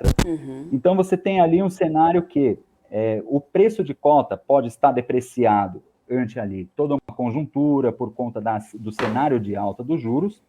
Por outro lado, esses papéis que atuam ali diretamente com recebíveis do setor, que tem bastante juro embutido dentro dele, tem ali a possibilidade do investidor conseguir ganhar no provento, uma vez que o provento tende a se fortalecer nesse cenário, e para o futuro, isso já mais para o médio e longo prazo, quando e se a taxa de juros vier a cair novamente, é quando o fundo imobiliário vai ganhar força, principalmente ali no valor de cota. Então, fundo imobiliário funciona muito bem para quem procura ali uma geração de renda passiva, principalmente ali pelo pagamento de proventos mensais. Então, para o investidor que procura, de fato, ali uma geração de renda passiva e ganhar com essa alta de juros, principalmente pelos papéis embutidos dentro do fundo imobiliário, e também buscar uma valorização de cota para o médio e longo prazo, talvez ali seja um momento interessante, é uma conjuntura onde, pelo menos, de forma cartesiana, os fatores se convergem. Show de bola, Alexander. Agora eu queria discutir um pouco com você sobre os investimentos alternativos, né? Estava até dando uma puxada aqui para ver como é que estava o ETF de ESGG11, né? ESGB11, desculpa, que é o de ESG, que todo mundo teve o maior hype com ESG, né? O negócio disparou lá na época, holofote, não, porque agora a onda é ESG, eventos, festivais, ESG, enfim. E aí, bom, se a gente pega no comparativo do ano, né, principalmente desse ETF, de fevereiro do ano passado até agora, está caindo 11,45%. Você acha que agora é a hora de se apostar nessas opções alternativas como boas opções nesses cenários de crise que vem estabelecendo? A gente pode dizer que nos últimos 2 ou 3 anos, de fato, ali surgiram muitas opções alternativas para o investidor, principalmente ali para o investidor pessoa física, mercados que antes nós não tínhamos acesso fácil ou barato. Então, por exemplo, antes de eu entrar, eu ouvi você comentando sobre criptomoedas, muito se comenta, e conforme você falou, as pessoas tendem naturalmente a comprar na alta e vender na baixa, né? Principalmente porque, uma vez que o papel sobe muito, ele chama atenção, então as pessoas querem surfar na onda. De fato, a gente teve no ano passado a questão do ESG, que é o ambientalmente correto, né? A gente já vê no mercado até uma resposta, né? Um antagonista a isso, que teve o lançamento de um ETF que investe, por exemplo, em indústria de tabaco, álcool e armas, né? Então é o contrário, é o anti-ESG. E de fato o investimento alternativo, ele pode e deve fazer parte da carteira também ali do investidor, sempre é possível pensar oportunidades. Porém, né, retomando até o que você tinha colocado e o que a gente já comentou anteriormente, né? fazer ali alocação num investimento exótico que tem pouca previsibilidade de retorno, tem pouco histórico de volatilidade, é de fato ali para uma pequena parcela da carteira, é para ter ali um percentual muito baixo do total de alocação da pessoa, né? Porque assim como ele pode dar muito certo também no curto, médio ou no longo prazo, pode ser que de fato não tenha ali o retorno esperado, e se a pessoa faz uma sobrealocação, faz ali uma alocação muito forte, muito pesada, de fato isso vai impactar o patrimônio. Então sempre é a questão de verificar as possibilidades e também olhar muito a questão do por que subiu tanto? Será que aquele papel entrou em voga e ele tinha de fato ali um fundamento técnico, um fundamento que justificasse essa alta, ou de fato ali, como você bem colocou, foi só a questão da modinha, né? Então, muito tem que se olhar nessas questões também. Show de bola. Tem uma pergunta aqui no nosso chat do William Ramos, ele está dizendo assim: Alex, você acredita que diante da inflação os juros futuros já atingiram o seu ápice e devem passar a recuar daqui para frente? Olha, a questão de juro futuro depende muito ali, primeiro, da estabilidade econômica e política. O juro futuro, por exemplo, ali, em dia de noticiário político ruim, eles são os primeiros a subirem, né? O juro futuro sobe, bolsa cai, dólar sobe, são os três ativos ali que dá para você ter uma ideia do total, do geral do mercado, sem olhar outras questões.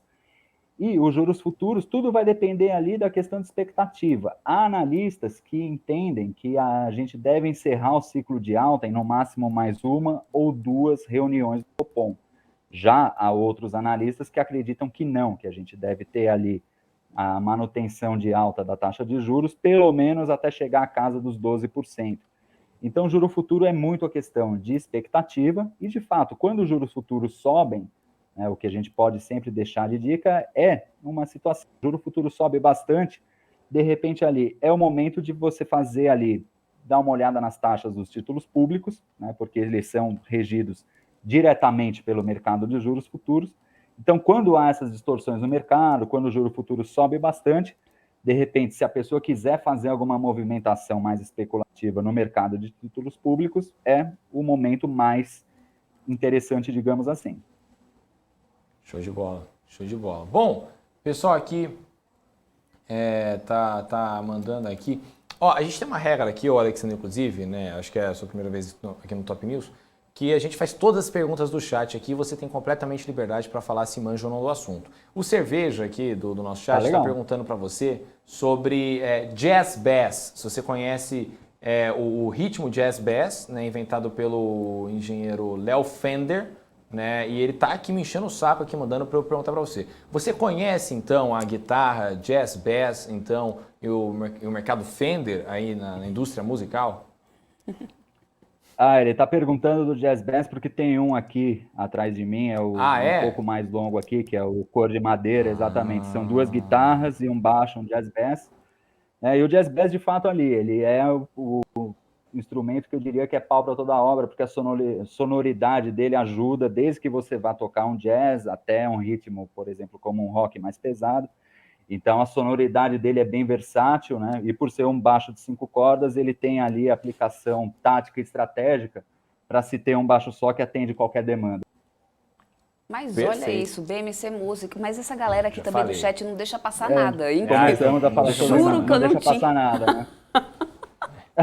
Pois é. Gente, eles são demais, demais. Contanto que ninguém me recomende algum shampoo, tá bom. Excelente, excelente, então. Alexander, Debs, você tem mais alguma pergunta? Eu queria pedir, na verdade, agradecer, só deixa eu Não, fica tranquilo. Alexandre, foi demais. Eu queria, na verdade, além de agradecer, eu queria pedir para poder o Alexandre deixar recomendações dele aqui, inclusive, deixar todas o que a gente poderia deixar do radar, na verdade, né? Qual que é o teu olhar, tuas considerações finais aqui? Sexta-feira que a gente tem, por exemplo, pelo menos depois do dia, olha lá, subindo mais um pouquinho aqui esse Bovespa, voltando aí, né, aos 112 mil pontos, dando uma respirada. O que, diante desse todo esse cenário que a gente tem, macro, né, realmente, e ainda mais esse cenário interno, eleições já em breve, o que você diria para poder o investidor deixar no radar, inclusive, né, agora em 2022, principalmente depois que a gente já passou esse cenário aqui de janeiro, já dá um gostinho aí do que realmente eu acredito deve vir pela frente? Bom, esse ano deve ser ali de fortes emoções realmente, né? Por exemplo, a gente começou com o dólar caindo, bolsa subindo, nada impede de nos próximos meses o movimento inverso acontecer. O noticiário político tende a ser pesado e deve provocar distorções no mercado também, o que vai gerar riscos, mas também deve gerar oportunidades. Então, o que a gente pode dizer para o investidor, de maneira geral, principalmente ali para o investidor pessoa física, é não concentre risco. No caso ali de renda variável, procure diversificar ao máximo, não faça ali alocações que a gente chama de all-in, de colocar todo o dinheiro num determinado papel ou num determinado setor, procure diversificar ao máximo. O mesmo ocorre com juros, tá? Pré-fixado, por exemplo, hoje ainda é uma situação muito complicada, porque não se sabe até quando e quanto a taxa de juros deve subir, então o mercado de pré-fixados está complicado. Realmente ali, CDI voltou a ser uma realidade, principalmente se a gente for pensar em 10% ao ano, sem correr risco algum e sem maiores dificuldades. Alocações indexadas ao IPCA sempre fazem bem em qualquer carteira, então eu diria que para esse ano a tônica é muita parcimônia nas alocações, diversificação de risco e também, se possível, nenhuma concentração de risco, isso vale para qualquer carteira. Show de bola, então. Perfeito, maravilha. Muito obrigada mesmo, viu, por ter aceito o nosso convite, ter aceito aqui vir falar um pouco com a gente sobre mercados nesse fechamento aqui. Obrigada, a gente já espera você mais vezes aqui, hein, Alex? Tá legal, muito obrigado. Eu agradeço mais uma vez o convite, a oportunidade de poder participar. Também reitero ali o agradecimento em nome dos outros sócios da Nexco Investimento e sempre a gente está à disposição no que a gente puder ser útil. Perfeito. Excelente. Combinado, então. Até uma próxima. Tchau, tchau. Valeu. Olha só, Até, Rafa, tchau, esse tchau. Bovespa, 112.301 pontos agora. Vamos dar um mega giro aqui, vamos entender. A gente está fechando aqui essa semana. Deixa eu ampliar aqui esse mapa de calor por na variação semanal para a gente ver o que temos aqui de interessante. Bom, na semana a BRF é que está acumulando maior queda por enquanto aqui no índice Bovespa, né? 18%, mais de 18% de queda, 18,56%. E aí a gente vem também, né, com o papel ALPA 4, que é um dos papéis que desde o início do ano aqui vem já com frequentes quedas, inclusive agora está acumulando nessa semana uma queda de 10,50%. Marfrig cai 9,97% agora, inclusive, né, junto com o Marfrig também tem outros papéis aqui do setor, né, de frigoríficos, JBS aqui 3,27%, que está aí de acumulado de queda nessa semana. O setor de construção também, MRV está ali, ó, acumulando queda de 6,010 aqui nessa semana. E aí a gente sabe que essa questão dos juros também acaba estressando um pouco mais o setor. Então a gente tem aqui Cyrela também em seguida, 7,10. As várias Exetec também aqui, ó, 10,58% de queda acumulada na semana. As varejistas, claro que no final das contas tem sido um setor muito descontado desde o ano passado, a gente sabe disso, não é mais novidade. E ainda assim continua, olha só, Via, 7,66% agora de queda para Via, acumulada nessa semana. MRV, Magazine Luiza, 6,11, 5,9, aqui é mais ou menos o que o Magalu tem vindo, né, de acúmulo aqui nessa semana em perdas. Setor de saúde, a gente também tem alguns papéis, inclusive Fleury ali acumulando 2,58% de perdas nessa semana. Mas do lado positivo, olha só, a gente vem com praticamente todas as commodities, com o Braskem aqui liderando altas, 7,58% na semana. A Bradespar tem aqui uma alta acumulada de 5,94%, o Local Web, por incrível que pareça, nessa semana, apesar da gente ter visto, né, as quedas seguidas aqui do papel na semana, ainda está acumulando alta. No ano aqui, o cenário aqui de Local Web é ainda um pouquinho diferente, olha só. No ano, a Local Web está acumulando aqui uma queda de 26%, mas na semana, por enquanto, né, e hoje, vem aqui nas altas, no final das contas, 5,77% de alta agora acumulada na semana para a Local Web. Pets do varejo acumula aqui uma alta na semana de 3,99%. Aí a gente tem também Usiminas, a Vale aqui acumulando alta de 1,36% por enquanto, até agora no índice. Também tem Gerdau, com Gerdau Metalúrgica, Petro 4, bancões e commodities aqui conseguindo, viu, Rafa, acumular ganhos nessa semana do Ibovespa, que a gente ainda teve 2 dias, né, de quedas, mas agora, nessa sexta-feira, segue virando um pouquinho o sinal. Olha só como que está agora o setor siderurgia e mineração no acumulado dessa semana. Todos aqui no alta, mesmo não tendo a referência, né, lá da Ásia, no final das contas, na cotação do minério de ferro, como está tendo Ano Novo Chinês, a gente está sem a cotação, sem a referência lá do Porto de Qingdao e também dos contratos futuros de Dalian. Ainda assim, nessa semana a gente está conseguindo acumular alta no setor aqui no Brasil. A questão que fica é como vai ser essa retomada, né, essa volta do feriado por lá. Será que vai dar aí mais uma disparada nessa cotação do minério? Como que vai ser aí a partir da semana que vem? Essa volta, né, é uma interrogação aqui pra gente. Vamos ver, vamos esperar, vamos aguardar. No setor de petróleo, olha só, a gente está vendo a commodity, inclusive, o petróleo subindo bastante hoje, passando aí dos $92, inclusive, muito mais próximo à casa dos $100, e a gente já tinha, né, vários analistas falando que isso poderia realmente acontecer, ainda mais agora com toda essa situação do que está acontecendo, né, lá na Ucrânia. Isso está aí gerando muitos riscos, aí, muita expectativa, e está disparando esses preços aí do petróleo. Aí a gente tem aqui Braskem, liderando maior alta por enquanto, 7,5%, Braskem 5%, Braskem 3%. 3,46% aqui do acumulado na semana, tá, gente? Lembrando só para quem, por exemplo, começou a assistir agora. Enalta acumula na semana alta de 2,68%, Prio 3 de 1,85%, Petrobras são os papéis que menos estão acumulando alta na semana por enquanto. Ainda assim, Petro 4 está acumulando alta de 0,92%.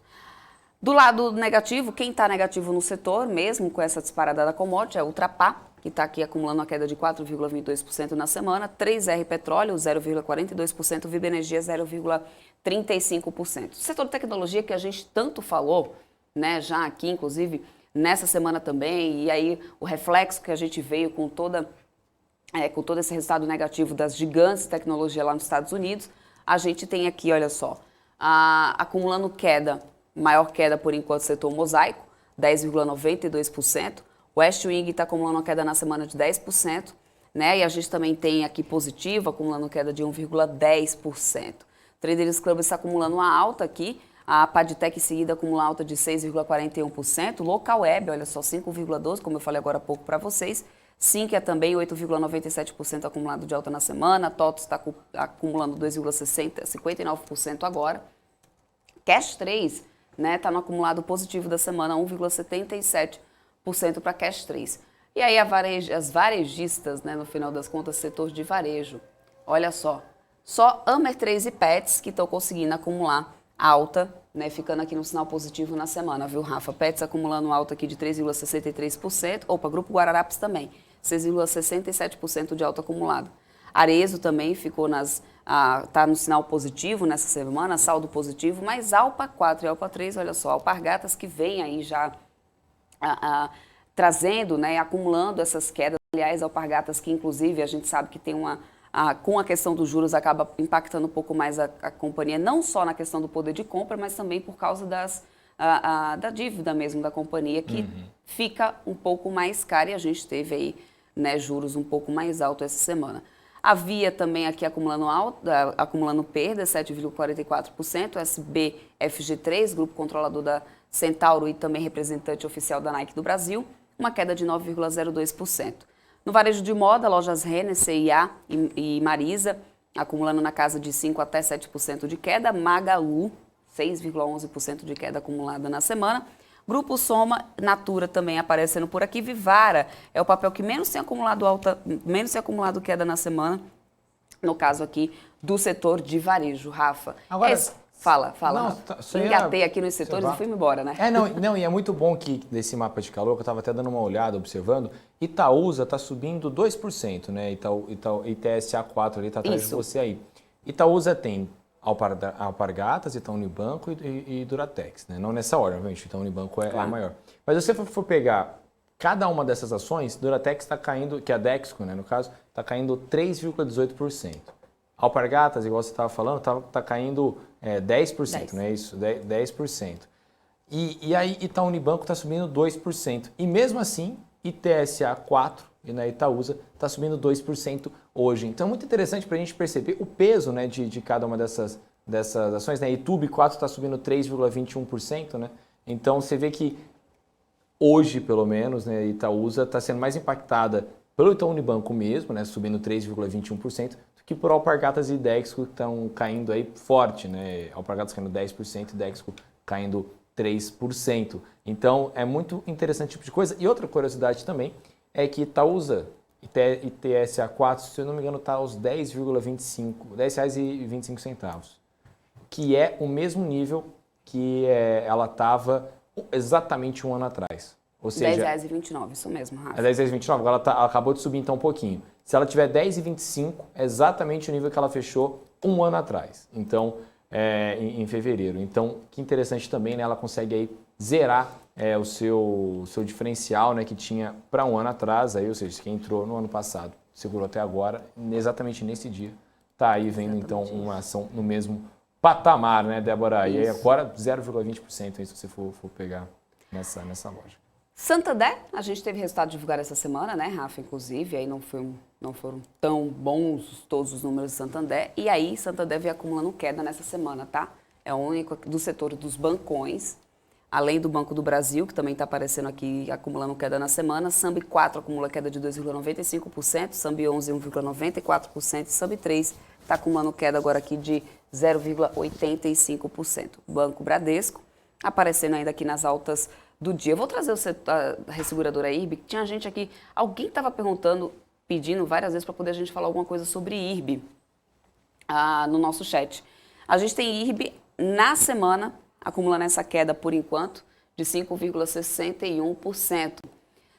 Na semana acumula 5,3% de queda, agora nesse momento. No mês está acumulando queda de 7,03%, no ano queda de 94,38% para a IRB, gente. Né?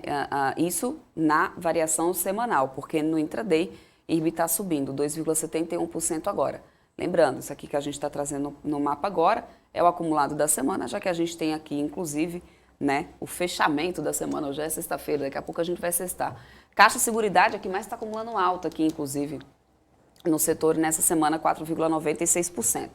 Vamos olhar para o índice Bovespa, né? No final das contas, tem o índice virando já nesse finalzinho de dia. Vou mudar aqui para a variação diária para atualizar vocês depois, porque o setor de construção parece estar passando ali na frente nessas quedas. Mas olha só, o Ibovespa, né? A gente tem aqui uma alta agora, essa virada de sinal aqui do Ibovespa para positivo, 0,47% de alta. Mas nessa semana, o Ibovespa, apesar da gente ter tido, olha só, 2 dias de queda, viu, Rafa, que a gente teve ontem, antes de ontem, foi uma queda, então, mas foi ali uma correção. Ainda assim, o Ibovespa está acumulando alta nessa semana de 0,28%. Né? A gente que viu aí o Ibovespa vir com tantas quedas seguidas, já principalmente no final do ano passado, agora mesmo com esses 2 dias de queda da semana, está por enquanto aqui conseguindo segurar uma alta acumulada de 0,28% nessa semana. E no ano, vamos dar uma olhadinha aqui nesse ano, no último ano aqui o Ibovespa está acumulando aqui alta de 7,06% nesse momento, Rafa. Olha que interessante, né? Show de bola. Será que é aquilo que a gente sempre fala com os analistas quando passa por aqui, aquele rally que chegou um pouquinho atrasado? Ou pois não? É, né? É um otimismo, tem um capital estrangeiro, a gente sabe, isso é fato. Isso aqui já está realmente muito claro, de vários analistas, especialistas que passam por aqui também, né, já fizeram essa mesma pontuação aqui com a gente. Essa entrada do capital estrangeiro, né, uma bolsa muito descontada, realmente aí muito mais barata na opinião de alguns analistas, está resultando nisso daqui, Rafa. E era uma coisa, inclusive, né, Débora? Eu estava lendo uma matéria, entrevista com o Figueiredo, lá da Mauá. Né? Figueiredo é um dos maiores gestores do mercado, inclusive. E ele estava falando, por exemplo, quais são as ações que ele gostaria, que ele tem no radar dele, que podem estar descontadas nesse momento de bolsa, e também o que vai pesar na bolsa. E que tem 2 questões, né? Tem realmente eleição, todo esse estresse e tal, mas que a entrada de capital estrangeiro, ela vai dar um certo colchão para a bolsa e conseguir performar mesmo num ano tão complicado como esse. Né? Então, e por que a gente está vendo isso? Porque os investimentos estrangeiros, eles vêm no começo do ano. Né? O investidor estrangeiro, ele tenta achar boas oportunidades logo no começo do ano para tentar surfar o ano inteiro aí numa maré aí de um mercado que pode disparar. Então, realmente é um movimento interessante e é aquela questão, né? quais são os ativos aí que nós... eu quero saber aqui, galera de casa, mandei. Quais são os ativos que, na opinião de vocês, estão aí baratos nesse momento de mercado? Analisando de forma fundamentalista e técnica, se você fosse aí montar, sei lá, vamos montar um top 5, vamos montar junto, faltam 5 minutos, 6 minutos, faça aí, vamos fazer um top 5 aí das ações de vocês, que vocês acreditam que estejam boas agora, que estejam mal precificadas para conseguir surfar bem num ano tão complicado como esse, porque é um momento disso, né, Débora? Todo mundo que a gente entrevistou falou a mesma coisa em relação a isso. É o momento de achar boas ações, porque a crise, ela ainda está aí, né? A tensão ela ainda está aí, só que o investidor estrangeiro já ligou esse alerta também, de que tem como achar boas oportunidades aqui dentro da Bolsa. E se você está falando, por exemplo, de um mercado que está subindo hoje 0,5%, no ano 7,06%, né? Ele tem ali um certo respiro ainda, ele ainda tem ainda um bom chão até chegar aos 120 e poucos mil pontos, igual chegamos faz, 3 meses? Então, realmente... Acho um pouquinho mais do que isso. Mas mercado ali do segundo semestre de 2021. Exato. Então, isso é uma coisa interessantíssima para a gente ter na cabeça, né? Porque agora isso tudo vai chegar. Estão falando aqui, vamos lá. Vamos pegar aqui os top picks do povo, hein? Lembrando, gente, alô CVM que está me assistindo agora, isso aqui não é recomendação de compra. Eu não estou falando... É a opinião do nosso chat que está aqui nos assistindo agora. agora. Não confie em mim para investir o seu dinheiro, confie em mim para te dar notícias sobre investimentos, beleza? Beleza. Então, vamos lá. O pessoal falando que a bola da vez para a semana que vem é Pomo 4. Aí também tem gente falando que, o Pasquale Neto falando que acredita nos fundamentos de ABCB4. Eu já li muita análise fundamental de ABCB4, tem gente que concorda com você, viu, Pasquale? Mas tem gente também que não concorda não, hein? É um bom debate. Eu queria fazer esse Econo Debate. Econofight, né? Era o nome do programa que eu quero fazer aqui na BMC ainda. Estão falando de BID 11, que BID tá virando. Magalu, né? Magazine nunca vendeu. Magalu também é uma discussão interessante, porque ela está a R$6 nesse momento, né? 6 e pouco. Né? Então a gente está falando aí de uma ação que, cara... Rui das Neves está falando de mídia 3, pelo ciclo imagens apanhando, está muito... O ciclo imagens apanhando, está muito barato, momento de compra, anticíclico. Qual? Mídia 3. M. Dias Branco, famosa M. Dias Branco. Realmente, muito interessante aí a análise do grande Rui das Neves. Um beijo pro Rui das Neves, maravilhoso aí. O Helder falando sobre Magalu, né? Magalu já chegou aos 20 e poucos reais, cara, R$24. Já tá R$6. Exato. É aquela coisa, né? Entrar agora, quando tá tudo em queda aí, e comprar essa... Imagina se ela volta aos R$24. Agora imagina se ela cai para os R$0. Entendeu? É o tal do Howard Marks, né, Débora? Você não precisa estar certo no mercado financeiro, você precisa estar mais certo que o outro. Né? Então é uma postura... Rafa, deixa eu só atualizar também para o pessoal, sabe o quê? O pessoal segue dando aí os tickets que eles acreditam aí que você aposta para a semana que vem. Olha só, o mercado lá fora, a gente teve aí, né, nessa semana, principalmente por causa dos resultados de techs por lá pelos Estados Unidos, a gente teve queda acumulada, ainda mais, por exemplo, na Nasdaq.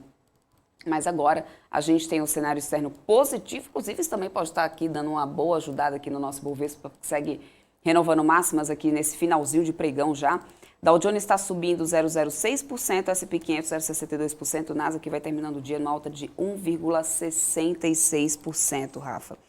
Os petróleos aí também fechando o dia com um barril cotado a $92, bem mais próximo aí da casa dos $100, inclusive, né? E aí a gente teve o dólar à vista fechando numa alta de 0,50, cotado a 5,32, depois de ter oscilado entre 5,28 e 5,35.